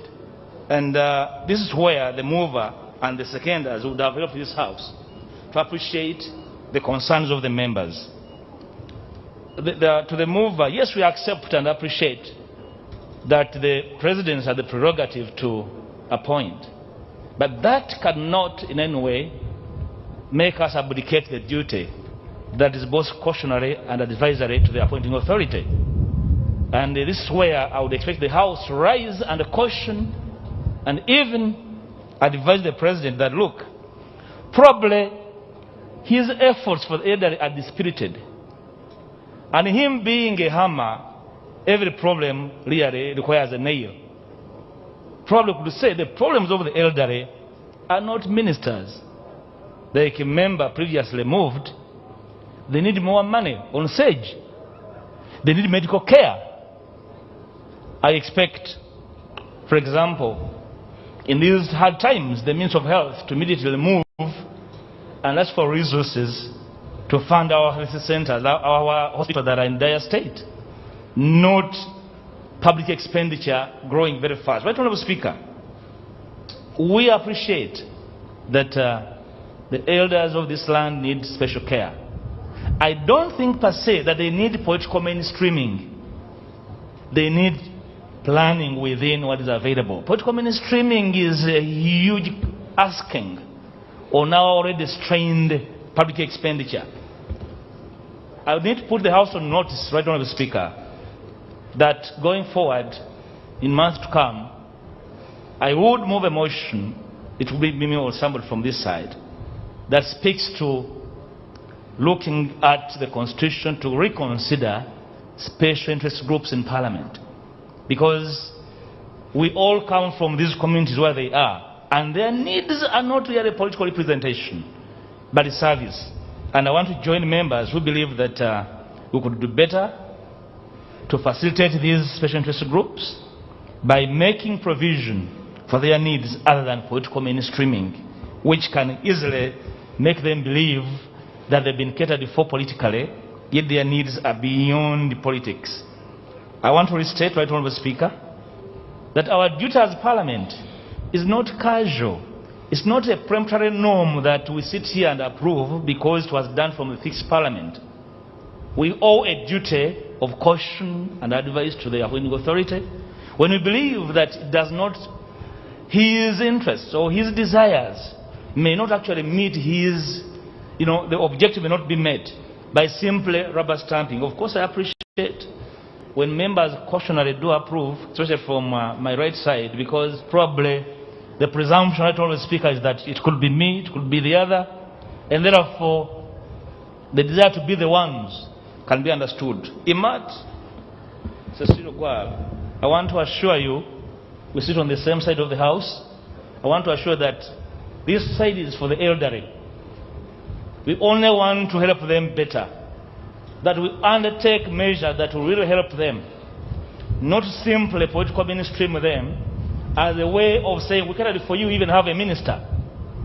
We have had a minister for youth for several years. I don't think the youth in this country even know that that minister actually caters for their interests. Their interests are different. We could do better, Right Honourable Speaker. For today, the House should be reminded that they owe a duty of caution and advice to the appointing authority. I thank you, Right Honourable Speaker. Thank you very, very much, honourable members, for this debate. The time is over. The President is ready to join us for the afternoon session, the budget proceedings. Honourable members, my recollection may not help me much, but let me state it nevertheless. At about midday on the 12th of May 2021, there were 79 ministers. That is less than a month ago.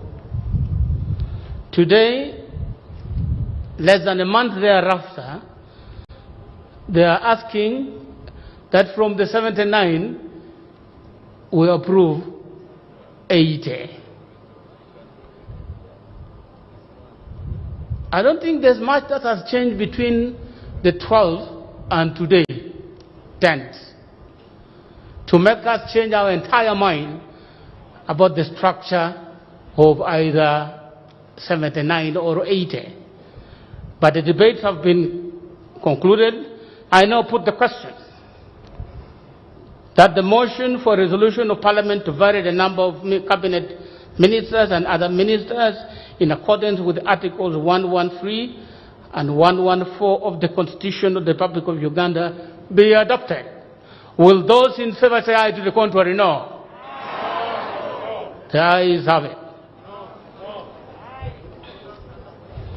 Next.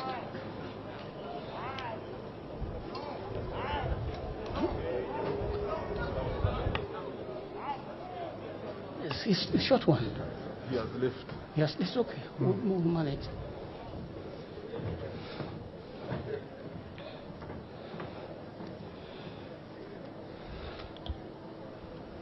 Item number 5. No. Yes. Is it 5? Motion seeking. No, constitution of the committees. Okay, sorry. Sorry. Constitution of the Appointment Committee. Item number 5.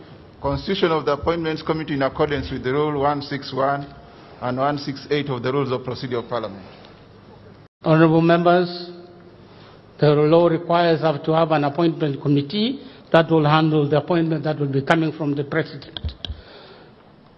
I now present to you the list of members from the parties in Parliament, from the UPDF, and also from the independent members of Parliament. From UPDF, we have the Honourable Badney Basu Wilson. 1. From NUP, we have Honourable Nambeshe John Baptist, Honourable Seungu Joseph Gonzaga, Honourable Lule Aisha Kabanda, Honorable Aol Bet-Yuchan, Honorable Sesaga Isaiah Johnny. Those are from NUP stops Honorable Nalule Aisha Kabanda. Honorable Bet-Yuchan is FDC. Honorable Sesaga Isaiah Johnny, FDC. Honorable Alum Santa Wang, UPC. Honorable Okot Peter, DP. Honorable Basalura Asuman, JEMA. Honorable Okot Santa, PPP. Honorable Kabe Patrick, Independent. Honorable Lamwaka Margaret, Independent. Honorable Rabusheja Margaret, Independent. NRM, Honorable Dr. Kulu Abuka, Honorable Awo Betingola, Honorable Nagumia Claire, Honorable Dr. Asime Florence Akiki, Honorable Renaito Rokajara, Honorable Kambale Fred Ferigo, Honorable Najuma Sara, Honorable Kabanda David, Honorable Robina Rakojo, Honorable Kubeketeria James, Honorable Oroni Dennis, Honorable Aiko Patrick, Honorable Irene Muloni Nafuna, Honorable Tuala Fadil, Honorable Daisy Alex, Honorable Odoe Bernard, and Honorable Catherine Mavenjina Akumu. Those are the names that have been proposed by the different parties and groups in Parliament. I now put the question for the approval of these names. Will those in favor say aye? To the contrary, no. The ayes have it.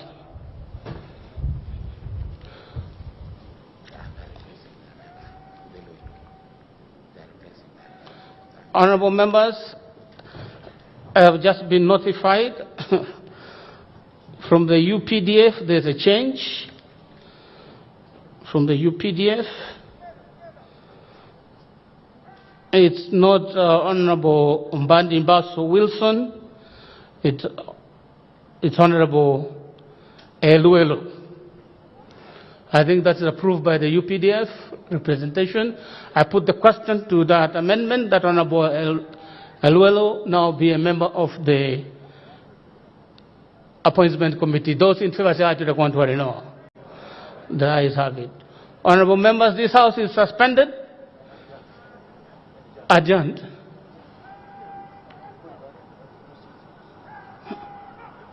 It's suspended. House is suspended for a few minutes. If you can have a bite, the President is arriving.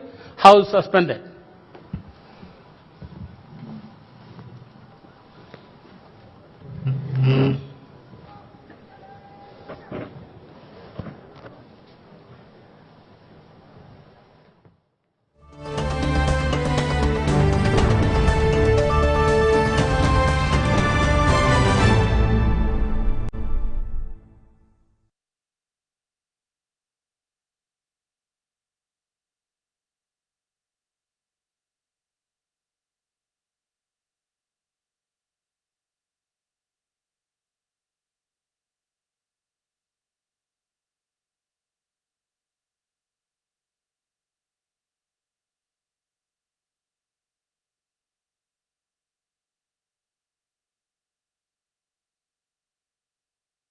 Pick of the day on UBC, brought to you by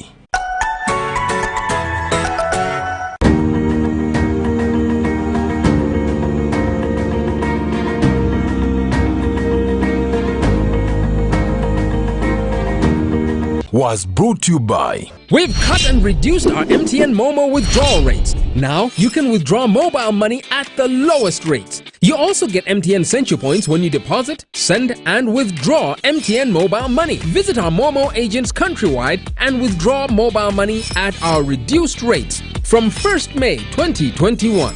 Everywhere you go, MTN.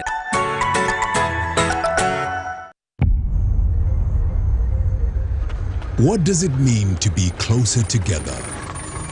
It's taking the last